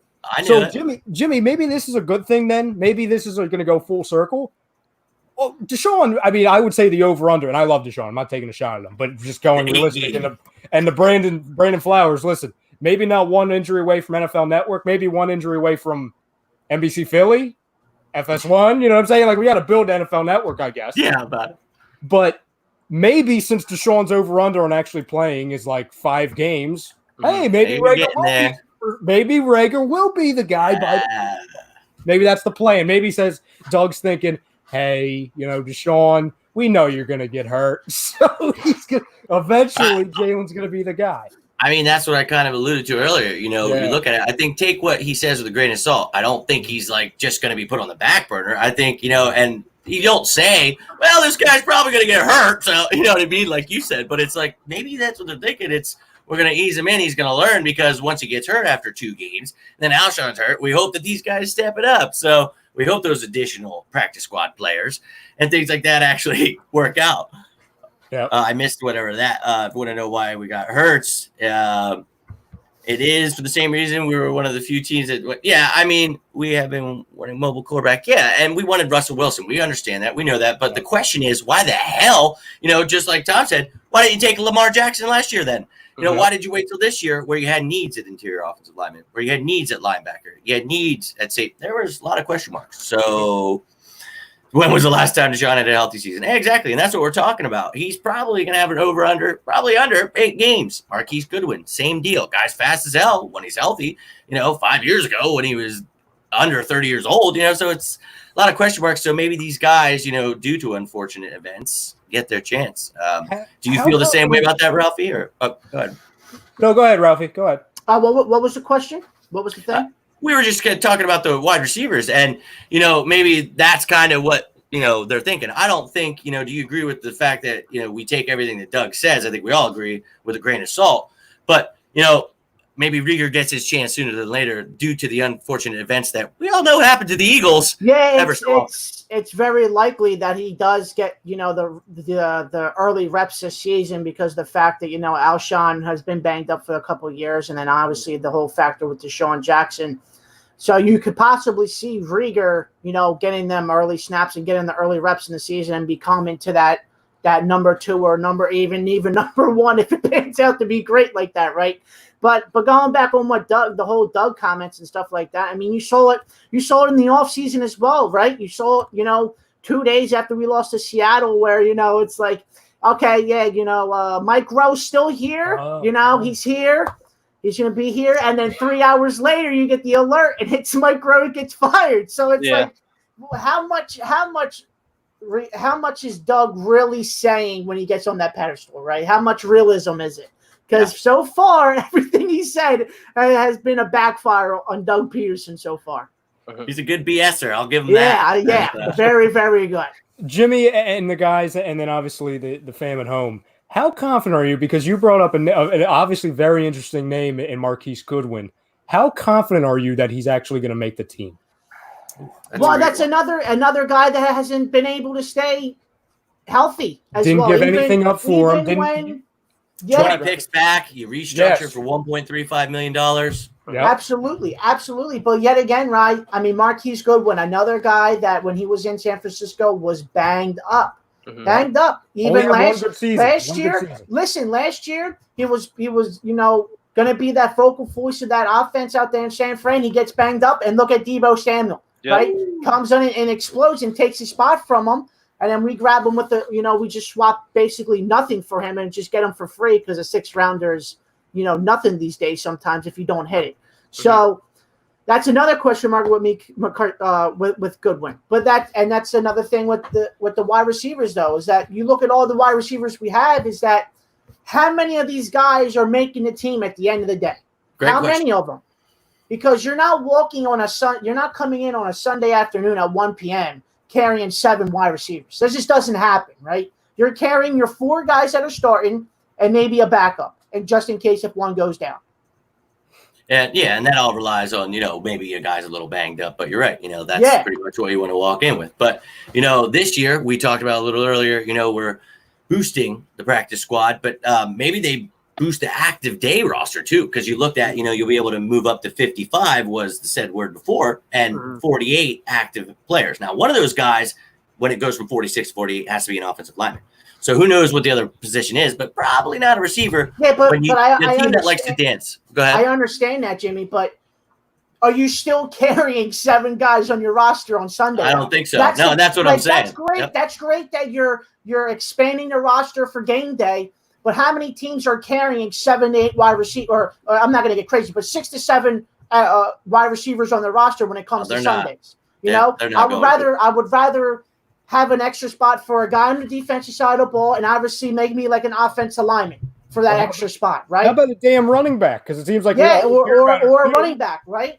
All we care about are 2 right now, Scott and Sanders. I mean, how many teams do you know, even with the roster that it is now, carrying that load of wide receivers walking into Sunday? Yep, I mean, you don't find it these days. Exactly. It's mostly for offensive linemen and for running backs. Yep. And I had an actual wide receiver breakdown where I went through and talked about the 14 receivers we had. And it was like, I mean, it's great. We have competition. We have people pushing each other, but you're not going to keep more than 6 at most. Yeah. And when you're going into the game, you're probably going to have 5. So, yeah, you have some guys dancing on the practice squad, but when you're heading in, those extra spots that you're going to need for game day, that you're looking at positions like you talked about, linebacker, tight end, probably more on defense, but places where you're just a little questionable and you deal with a lot of injuries because there's not so many players at that position. So I 100% agree with you on that. Jake, what are your thoughts on what we're talking about here? Real quick before you go, though, Jake, I want to get the prism real quick about A.J. Green. But that's another thing. You bring in A.J. Green, Hightower, who's getting cut here, right? Greg Ward, who's getting put on the practice squad. Is Hightower gone? Is Watkins gone? Is Goodwin gone? Because AJ Green is still. It would be Goodwin. It would be Goodwin. Yeah, but AJ Green's still a star in this league, whether you like it or if you don't. Sure. When healthy, AJ Green's better than anybody we have. The problem is he's just never healthy. For sure. Absolutely. So, but if you do bring him in, another wide receiver is going to be off the board. Mm-hmm. So if you take a guy away like a Hightower or Watkins, then basically that draft pick right there was useless. Useless. Yes and no, because like you just said a second ago, Ralphie, say for example you're getting rid of a Quez Watkins. It's really a nothing pick unless you can hit on it. No disrespect to Quez Watkins or even Hightower, because I like both of them. I really like Hightower, but I think anybody on any team would gladly trade fill in the blank 6th round wide receiver for 5 games of AJ Green, let alone 16. Oh, absolutely. Yep, absolutely. Definitely. And go on, Jake. Yeah, it's really tough. It's really tough. Ralph, we're getting the whole menu, Ralph. I know, baby. That's a big Mac. That's a big Mac right there. That might be a medium fry too, Ralph. We appreciate all the love, guys. Seriously. That's $15. That's a meal. That's a $13, meal. baby. Love it. But I mean, I agree with all you guys are saying here because it's a lot of question marks, but we have a lot of depth there. So if you could trade for AJ Green, sure, but I don't think he's unhappy. I think he's excited to work with Joe Burrow. They got John Ross there. T. Higgins came in there. Tyler Boyd is there. So they've got some weapons that could be explosive. I don't think he wants to move, but hell yeah, I'd take AJ Green. I mean, I think it was Ralphie or Ryan just said, he's better than anyone we have. So yeah, and I'd be okay with trading away with one of those pieces if you could make it happen, but I don't see that as a feasible thing right now. Doug seemed pretty confident with the roster we have right now, and I have some damn questions. So yeah, I kind of view the Marquise Goodwin contract and situation very similar to the Corey Clement situation, where you're bringing him in. Obviously, Corey Clement has the familiarity with the system and the offense, but also Marquise Goodwin has the familiarity with what we're trying to do at that position, which is obviously speed, separation. So you look at both guys brought in as insurance types, and people will be saying, "Oh, Ryan, how is a guy like Corey Clement or Marquise Goodwin insurance?" Well, like I just said, because Corey Clement, obviously, he had the big role in the Super Bowl in the 2017 Super Bowl season. Familiarity with the offense of Marquise Goodwin, while he's been injured 6 games here, 5 games here, 9 games here, 2 games here, he has NFL experience at the highest level. He's shown flashes to be something that's very, very useful in this offense or in any offense. The problem is the sustainability and obviously the trust factor in him staying healthy.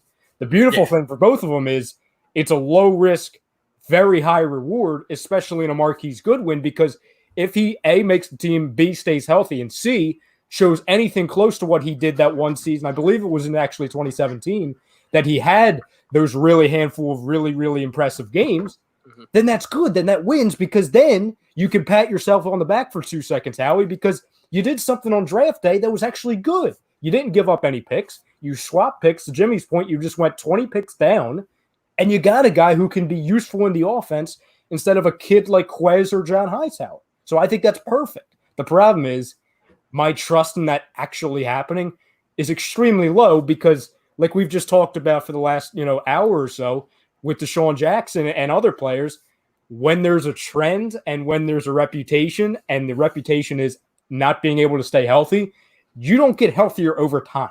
It's like, you know what I'm saying? Like, as you get older and as you get more banged up, that doesn't increase the likelihood of staying healthy, unfortunately. If it did, there'd be a lot more players that were playing 10 years ago still in the league.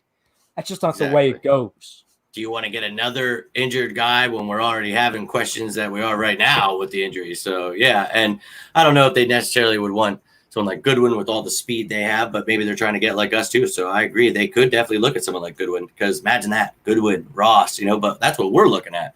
Imagine Goodwin, Jackson, Rieger, Hightower, Watkins. Who makes the team? I don't know. It's going to be intriguing to finally watch these damn kids and have a better opinion. But for now, we see what we see on paper. So it's take it all with a grain of salt there. But, I mean, how do you feel about this receiver room, Jake? I mean, again, we touched on it earlier. Like with the young guys, with the older guys, we already know what we have. But like with the young rookies and whatever, there's only so much you can take out of like a virtual meeting or a virtual or however the hell they do it. Because they were saying they had like a virtual practice or a virtual conditioning. I don't know how that works. Maybe they have someone with the 40 ticker right next to them. I don't know. I don't know how it works. It makes no sense. But it's one of those things, like I said earlier, it's one of those things. It's just to be determined until I see it on the field, and until I see what I have to know what I'm getting from these young guys to like form a complete opinion. I'm excited about Jalen Rieger and what he can bring. Deshaun Jackson's a question mark. He can't stay healthy. Alshon Jeffrey, I don't know. His trainer's excited about him doing his rehab or whatever. Okay, great, whatever. Not going to see him till week 13. But it's just so many juggling pieces to this whole wide receiving room puzzle. We don't know what J.J. Arcega-Whiteside is. Greg Ward, okay, he's decent, but there's just so many question marks. There's so many question marks. I can't have another season that Greg Ward is leading the pack at wide receiver. Yeah, I'm with you, dude. I'll burn the house down, I can't brother. do it again, Jimmy. I can't, dude. Because what I saw last year, my God. Holy shit. Deontay Burnett. We brought Shelton Gibson back. Rob Davis. Marcus Green. Like, guys, every week I get the who? And I'm like, I'm trying to tell you who, because I just had to look them up myself. So, yeah, I get it. Thank you, James Young. Very generous. We got the whole menu, Ralphie. Let's go. Getting them burgers, We've baby. eclipsed the dollar menu. We've eclipsed the dollar menu. Michael's fly, baby. Let's go. Love it, Go guys. Bird. Appreciate The question was, we can definitely baby. tap on this. I'm loving that. Had to throw that in there. With Jadeveon Clowney was a question someone just asked. He took a cheap shot on us. We don't like that. But one of the things I mentioned just a little bit ago was there's still some question marks for me.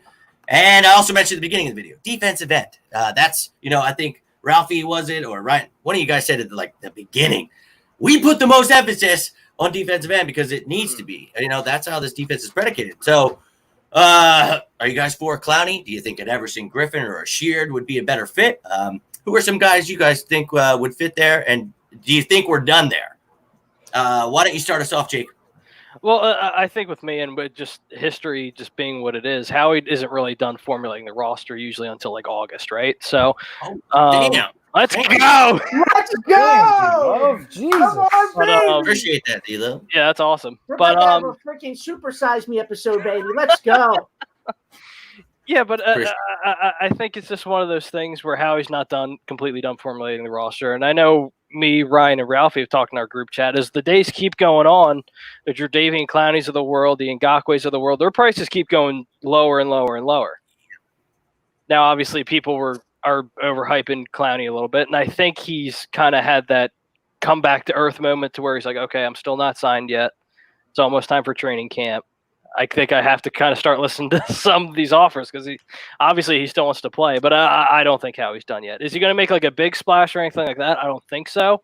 unless we get like a Jamal Adams in here or something like that, hopefully. But I just don't see it. It's going to be probably like something like a minor move or something like that. Fill another running back in the rotation. Probably a LaShawn McCoy. It wouldn't shock me. I don't want it, but just knowing how Howie in this organization is, I think the loyal factor will kick in for Howie. Exactly. Yep. Yeah, he can't get enough. He was like so dirty this offseason. I mean, He's like, I oh mean, my how God, many- what did I do? How many guys since Howie's tenure has become a GM that he's brought back ex-Eagles players because of the loyalty factor, right? Yep. So I mean, that's always, and then that's a good player to name too, Jake LaShawn McCoy. Good call, man. And exactly. I And think it's. go ahead, Ryan. Well, I was just going to say, I think it's really it's tough when you. Do I think Howie's done on the defensive side of the ball? No, but like you hear a handful of names being circulated. Clowney, would I take him? I can't stand them, but like we always talk about, the best GMs, they don't stop and they don't go to sleep when it talks about trying to improve your football team. So if you can get him for cheap, sure, I'll play that game. Do I think the likelihood that you can get him cheap is very high? No, because it doesn't seem like he's anywhere close to accepting anything close to a deal. It seems like he's turned down 5 deals already. It seems like every week you're hearing Clowney turns down this deal, this deal, this deal. So he has a number in his head and he's not wavering from it. Then you go to Logan Ryan. We've talked about it numerous times. I like Logan Ryan. They're not signing him because if they wanted to get somebody to solidify, let's talk about the second cornerback position, they would have done it.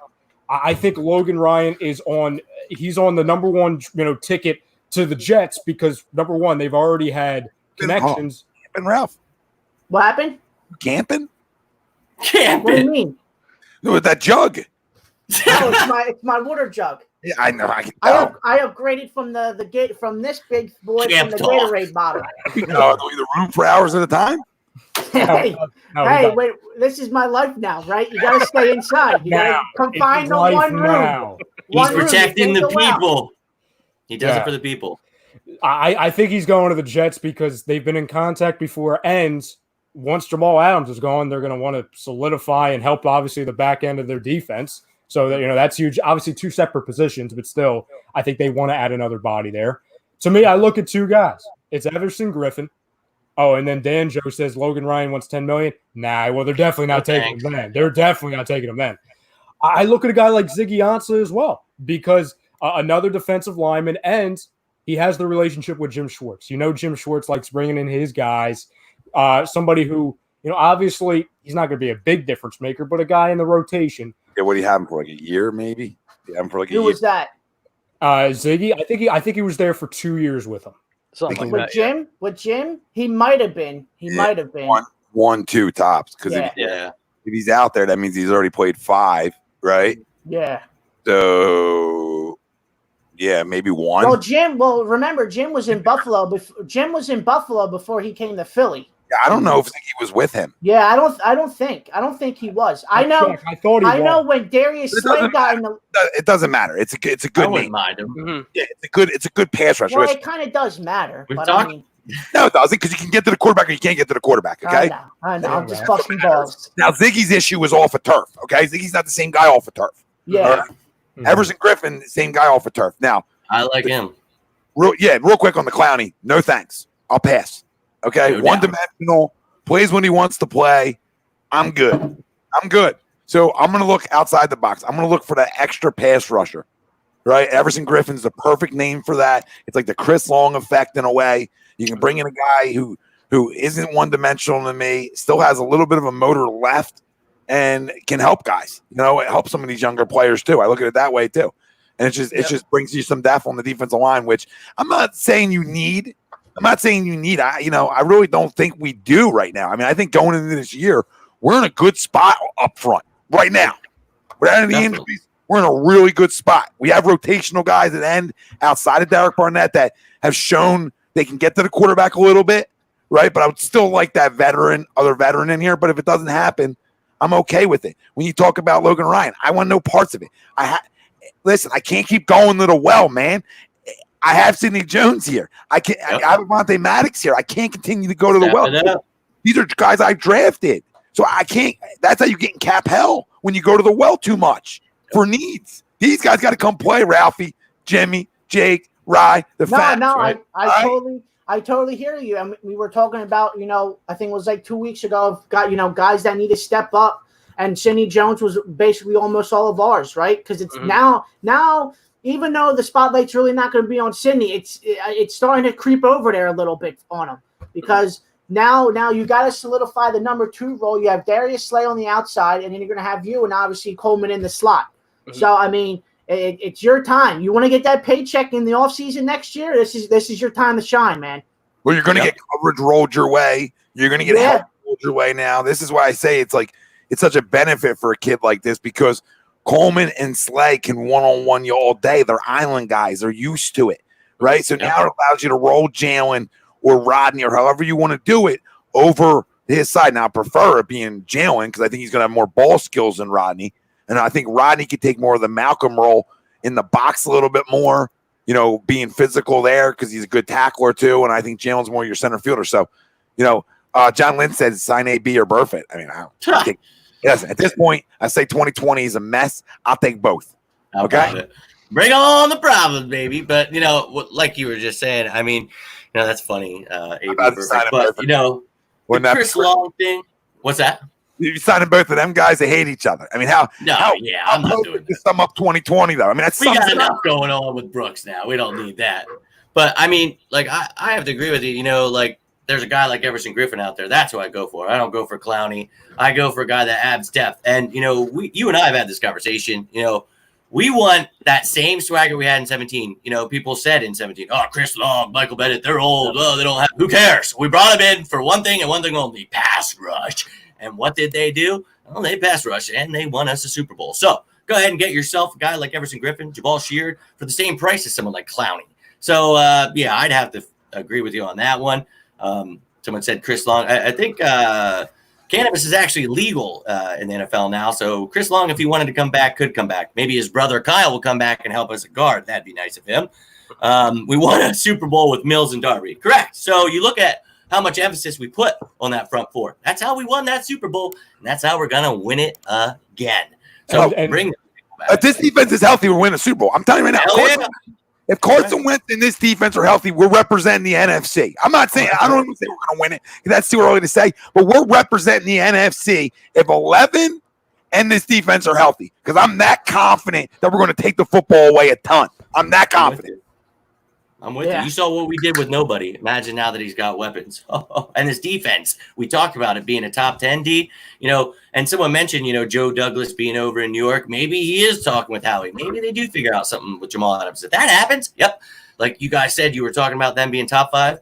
I agree with that 100%. This defense is already looking great. You look at Darius Slay. You look at Nickel Roby-Coleman. Tom hit the nail on the head. Those both can lock down the number 1 and that slot position. So you got your nickel corner. You got your number 1. Who's your number 2? Obviously, that's our position. So for me, the spotlight is on Sidney Jones.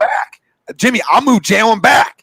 Well, you can move these guys all around, and we had this conversation, Tom. Jim now gets what he wants in versatile players. Those 3 safeties, maybe you see sub packages where you see these guys as a linebacker or a nickel corner. It all depends on the matchup, the scheme, what's going on, but we now have weapons. So, like you said, guys can now be moved around, but who the hell is going to be this damn number 2? Because, Sidney, spotlight's on you, brother. You were the steal pick. Well, you showed up at the end of last year, but dude, we need you. If you don't, we're going to be calling for your head. Avonte Maddox, I liked him, but he's one of those guys I think can be used as that jack of all trades, moved all around. I'd like him as a number 2, but I'd much prefer Sidney to be that guy and then use the rest of them to whirlwind and beat everyone's ass on to our second Super Bowl. So I don't have any. I'm not concerned at all about Sidney Jones. I'm really not. I'm concerned. I mean, it's hurt, like the injury bug, yeah. But in terms of if he's healthy, I think he can play.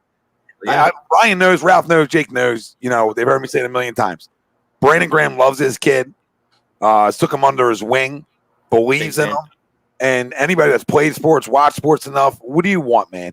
It's your next opportunity. It's your response to stuff. What are you going to come do? And when he had that spotlight come back on him and he got thrown in the fire and teams went right at him, he stepped up for 2 big plays. So you just hope it translates. You hope confidence, and then he can stay healthy.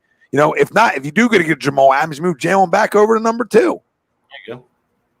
And exactly, you can move these guys in multiple positions, linebackers, corners, whatever you want to do. But, you talk about Hargrave being there.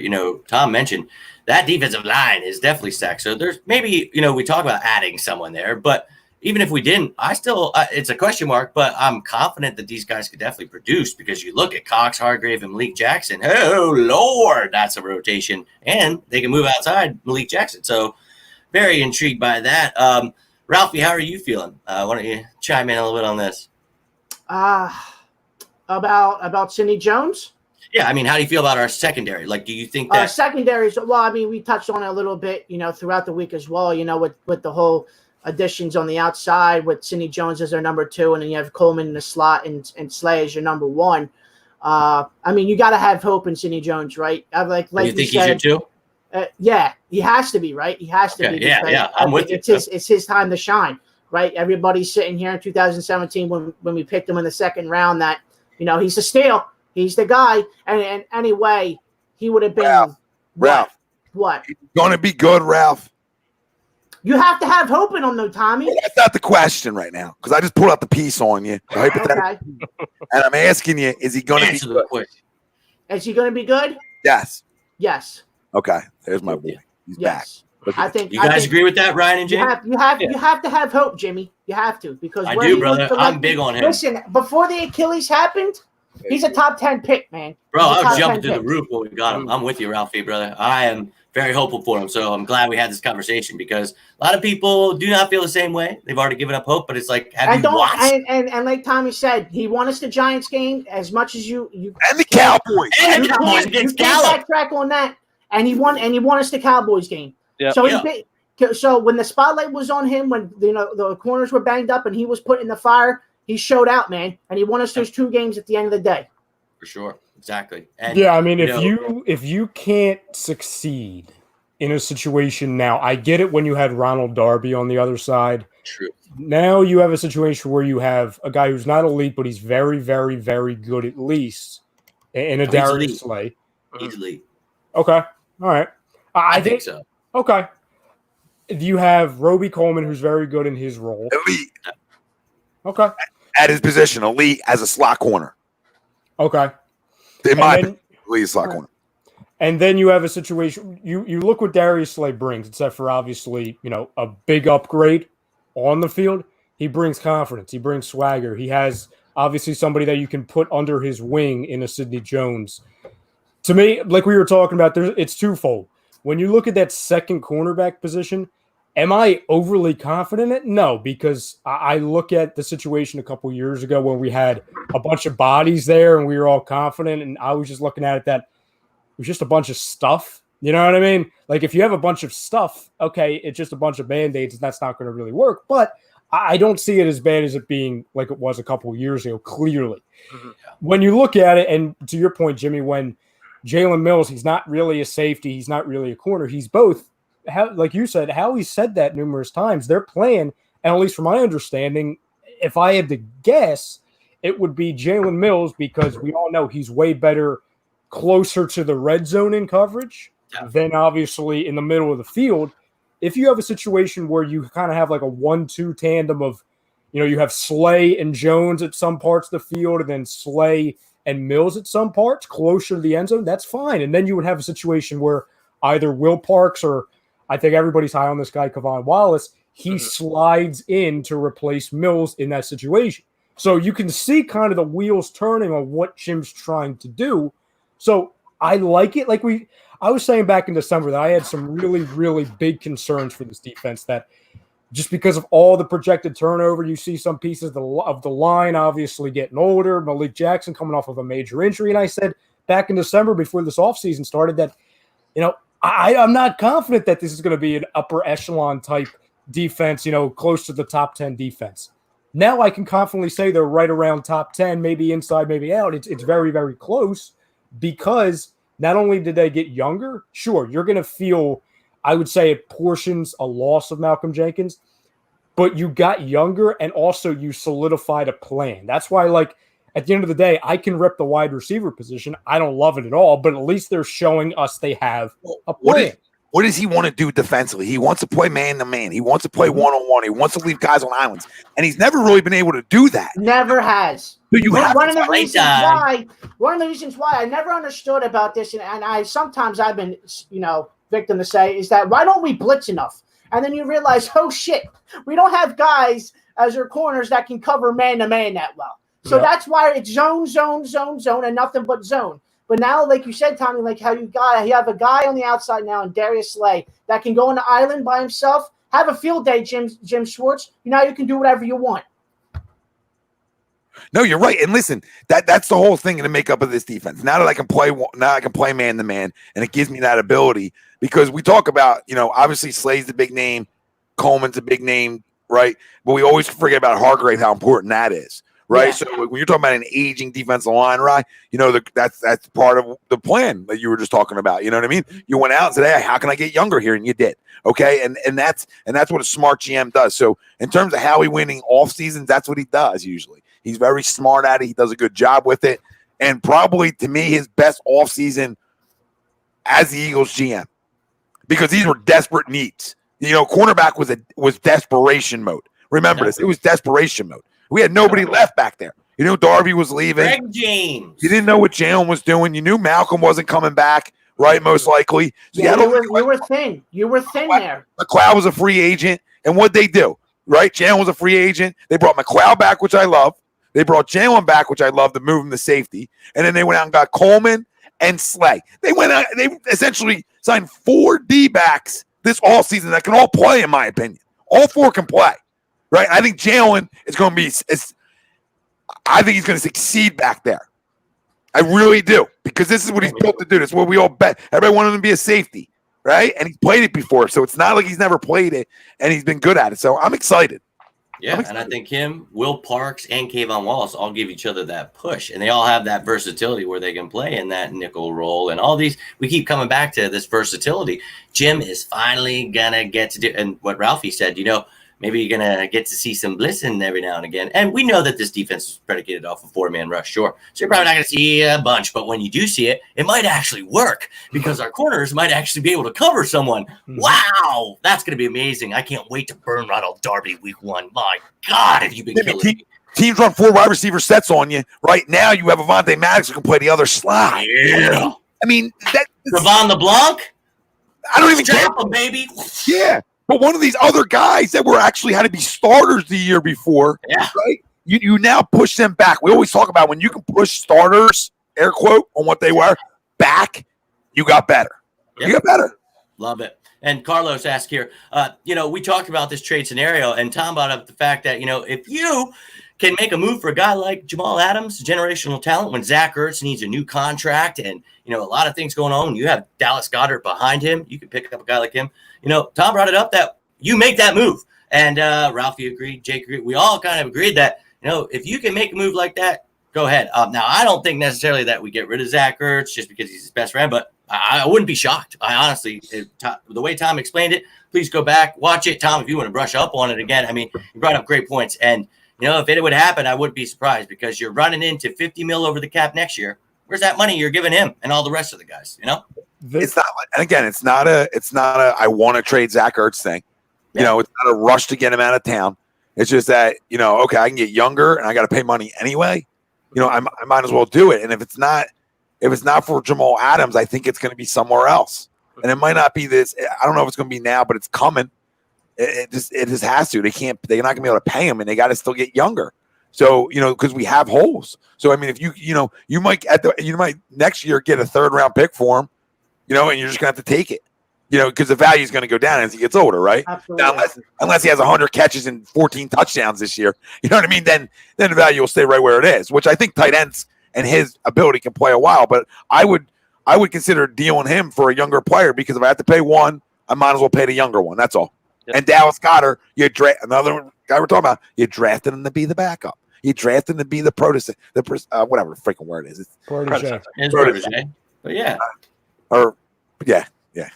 That wasn't. I agree with you. And I mean, when I came in and said, I don't think they traders, but what I'm saying, I totally see what you're saying, because, you hit the nail on the head. Goddard is right behind him. These guys aren't going to be there together forever. It's going to have to be one or the other.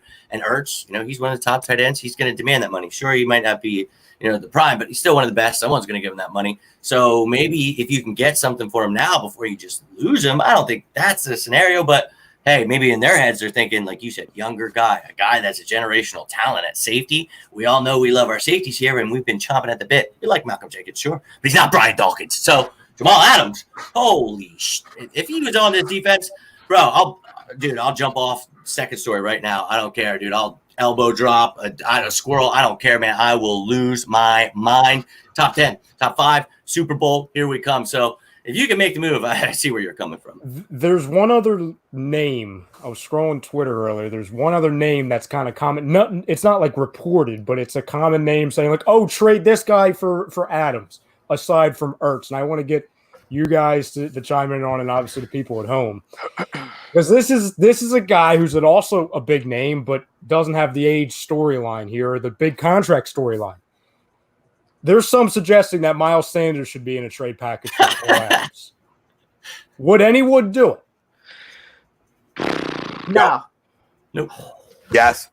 I knew it. That's why I said. Man. Yep.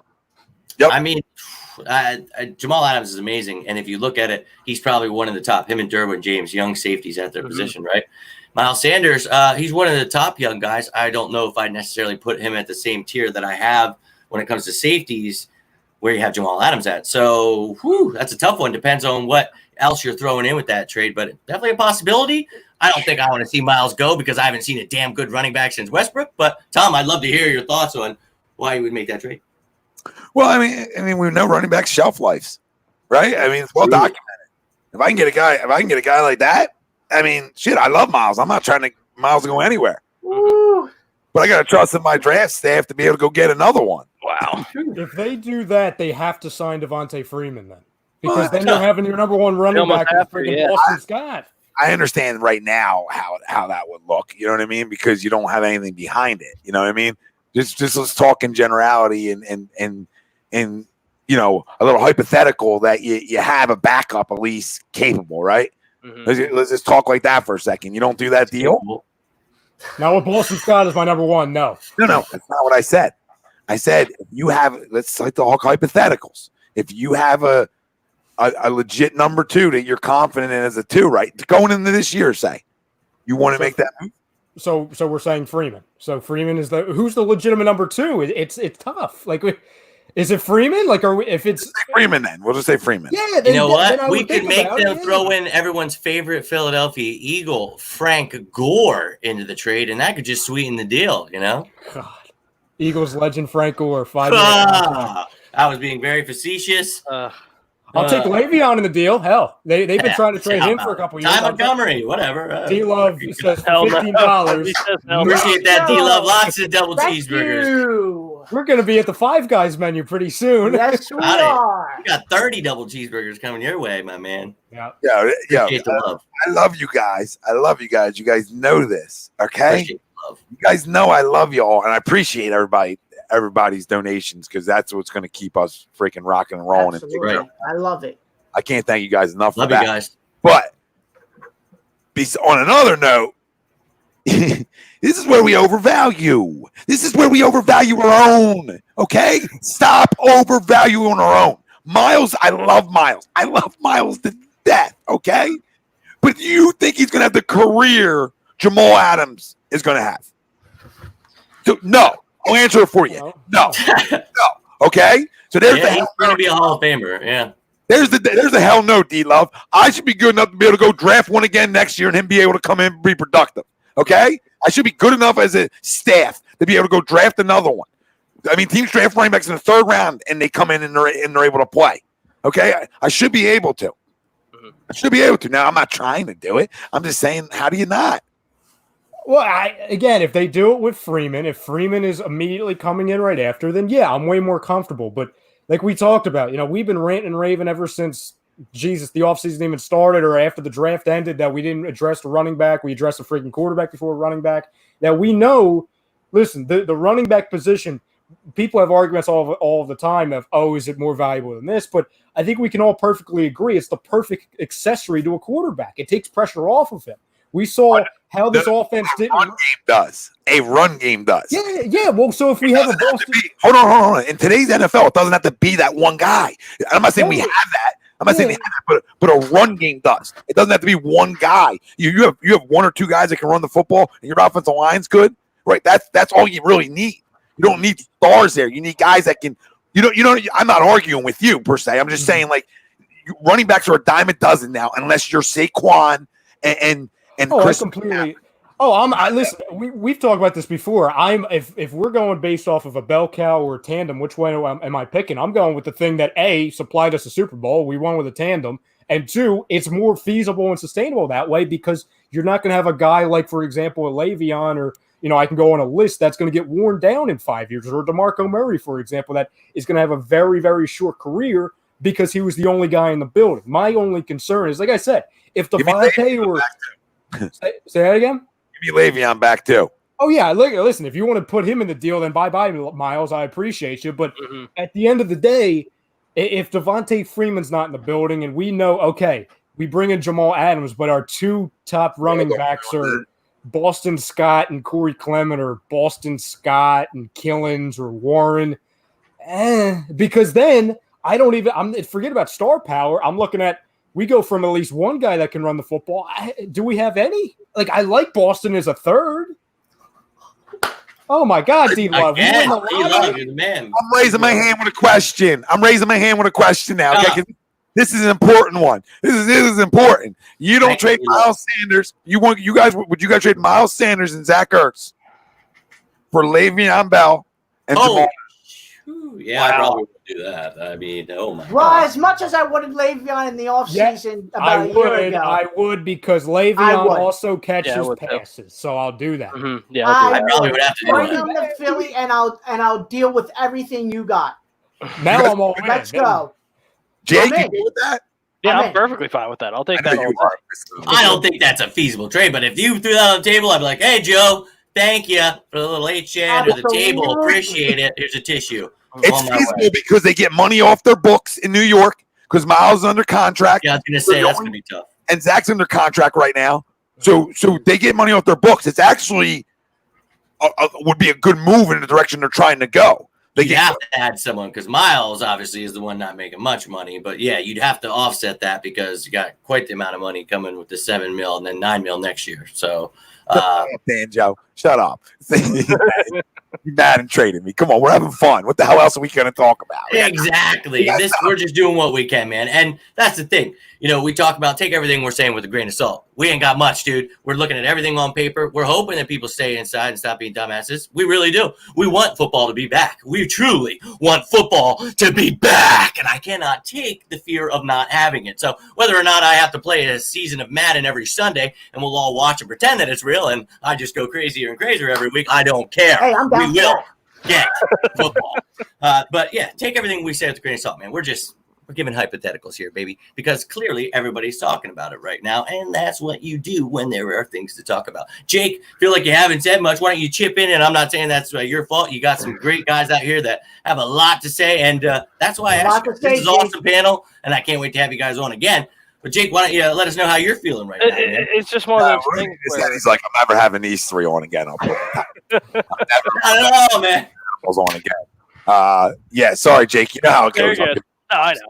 But if you can get Jamal Adams, then I'm doing it all day. And D-Love, we appreciate you. We really do. You're the man. D-Love, did you win the lottery, D-Love? Again. Hold on, did you get a second stimulus? What happened? What I miss? I want mine.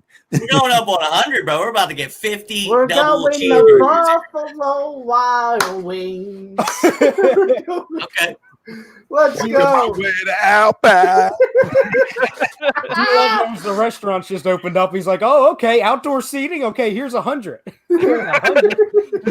This shit goes right in A2D, D-Love. Look at John's comment. John's comment. Yeah. Oh, This is going to ruin A2D. This is how it folds for me. I knew it was coming. I knew. This is Aaron, my son just used my credit card. Yeah, you're going to get that call later tonight, Tom. We'll be getting an email tomorrow morning. No, seriously, much love, D-Love. That's awesome, dude. Yeah. We really appreciate Yeah, that. love it. Thanks for Build the thanks family, for everybody baby. that tunes in every show.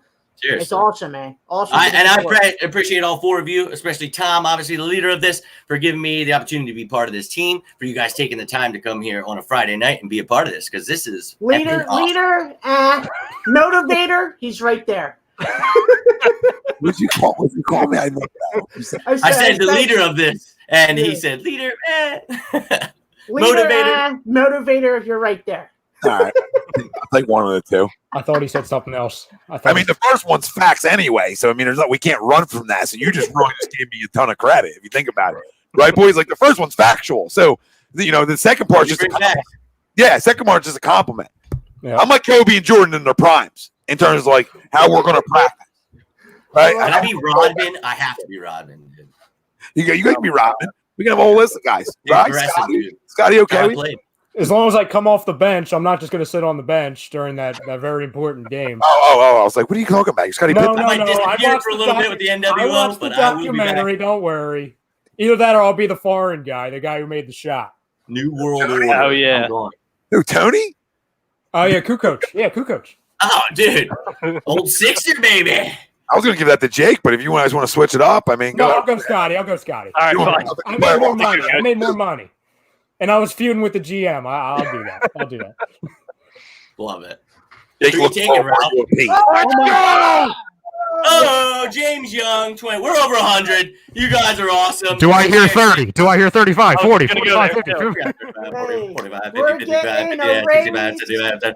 Who's going to hit us with the biggest deal? All right, guys, you guys are fantastic. I cannot believe. Did you guys know, actually, that we had planned to do the second half of this show talking about fantasy football, but you guys have been so amazing that we literally have talked the second hour all about the Philadelphia Eagles and everything that your little hearts could desire. We're getting a raise. This is phenomenal. You guys have been awesome. This is week 4. Keep tuning in. Tom's like, don't you put that. You got a raise. Loving it. Tom's like, don't put that evil on me, Ralph, please. I love it. You won't be outdone. James says he will not. Guy gets to work from home asking for a raise. You know that toll? Remember that toll? We're getting paid vacation. Can I just go with them? I'm willing and able if they keep flying in. We'll all go to the DR together. Yeah, absolutely. As long as I can come, guys. Jeez, I feel like I'm getting singled out. I'm trying to give you love, man. I'm trying. I love it. No, but it's been awesome. Like, this is my 4th show. Literally, I thought, we're going to have I knew that A2D had an awesome family, but I'm like, who knows what these people are going to want. So, obviously, I made the smart move by bringing in some backup this week. You guys have been more than phenomenal. For all of you guys that literally tuned in here and joined me, I will definitely be having you back. I'm going to try to run through the A2D family, get to meet all of you, because this has been really cool. And I'm a little shy about things, but we'll get there, dude. Tom, thank you always. Be careful. What's that? Be careful running through the family. You never know who. Well, I usually run through you before I run through the family. But I was like, who should I be asking? You thought these 3 up here were bad? Viewers' discretion is advised. Yeah. I'll put up a warning label next time. We'll let you guys know what you're walking into. Well, I'll always be here. We'll give you the ability to mute mics the next time we come on. Okay. No, I loved it. This has been awesome, and I hope that you'll come back on again. But I want to actually give this time for you guys to give a little goodbye, maybe your thoughts on where your biggest question mark is for the Eagles, and let's go from there. But Ryan, you're at the top, so why don't you start us off, man? How are you feeling about this season? Where's your head at, briefly, and send us off a little bit. So, like we were arguing on Wednesday, I have them. I had them as a borderline top 10 defense, a borderline top 10 offense, which top 10, borderline top 10. That means that they're a playoff team. They're right on the bubble. So I think they're going to be really close with the Cowboys. I think there's no clear-cut winner there. As far as the biggest position of weakness or my biggest concern, I want to say second running back, but I have to go to the linebacker because it's always freaking linebacker. Sure is. Could have been Patrick Queen. I'm with you. Now he's going to be a Hall of Famer. We're going to have to watch it for another bird. Very true. Tom, final thoughts, my brother. Been fun. Always is. We got tons of shows here, so like, subscribe, follow. I know we're almost at 3K on YouTube. I mean, I'm sure we're now after all the donation talk. But we appreciate y'all. If you guys can all, and everywhere you guys get your podcasts, we're there as well for you guys. And you're at 3K. Nope, 2999. Whoever's watching this that hasn't subscribed, go be that 3,000 subscriber right now. We appreciate it. He said, I think this football team is an 11-5, 12-4 football team, right with the Dallas Cowboys. I mean, head-to-head, neck-to-neck. I think they're both playoff teams, so I want to be clear about that. I think they're in the top 10 offensively and defensively. I have them right in the top 10 of both. So I'm excited, and my biggest position of concern until I see it's Andre Dillard. It's left tackle. I'm not going to start an argument over it. I just got to see it. It doesn't mean I don't trust it. I just got to see it. That's it. I'm with you.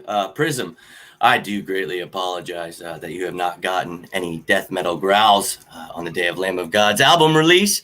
Had these great fellas, and no one really put it in the chat. But I appreciate you tuning in and looking forward to those. But Ralphie, why don't you give us your final thoughts? This team, I mean, going into the draft this year, you hope for the best, and the best. We were certainly far away from the best. But the one question mark I have on this team, and I still will, is going to be the middle linebackers, man. Still the middle linebackers, because, I mean, even though our front four is looking very good, even with some rotational guys as well, I mean, you have two running backs in our division, and Zeke and Saquon, that run the ball 25 to 30 times a game. So, I mean, can those linebackers step up and in the big moments and make plays, once they get past the defensive line? So that's the big question mark for me, is obviously going to be the middle linebacker. I agree with you there. Jake, final thoughts, my brother. Yeah, I think with me, just personally, I think the Cowboys are going to be competitive in our division. But the thing is that a lot of people were talking about early on, like a couple months ago, is to that all three of the other teams in the NFC East have new coaches.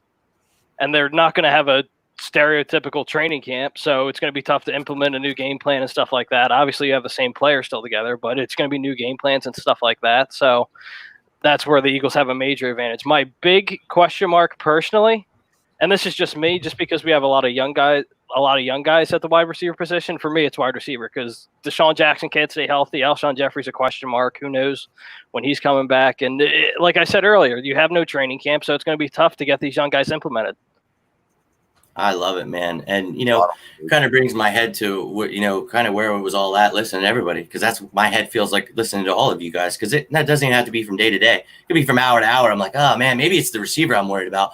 Oh, but that linebacker core. And I'm like, oh, we left tackle. You really need Dillard to step it up here. So I agree with all of what you guys said. And I have a lot of question marks myself. But, thank you to you gentlemen here. You guys are awesome. And I can't thank you enough. Please check out all of these guys' shows. Subscribe to all of the platforms everywhere that we are. And literally, this has been awesome. I cannot wait for next Friday. I hope that we can have some of you guys back on, because I told you to get ready for fantasy, and we didn't talk any fantasy football. So we'll give these people what they want next week, and we'll give them a little fantasy, a little reality. But if you guys have anything else you want to throw in before we go? 12-4. 12-4, baby. I'm with it. We're winning that Super Bowl. Let's go. Thank you guys for tuning in. I will see you guys next Friday. The time may change. We haven't decided yet. Summertime's coming. Might keep it at 7, but keep your eye out. We'll let you know. But thank you guys for tuning in. I hope you all have a wonderful Friday. Stay safe out there. Have a good weekend. And as always, go on!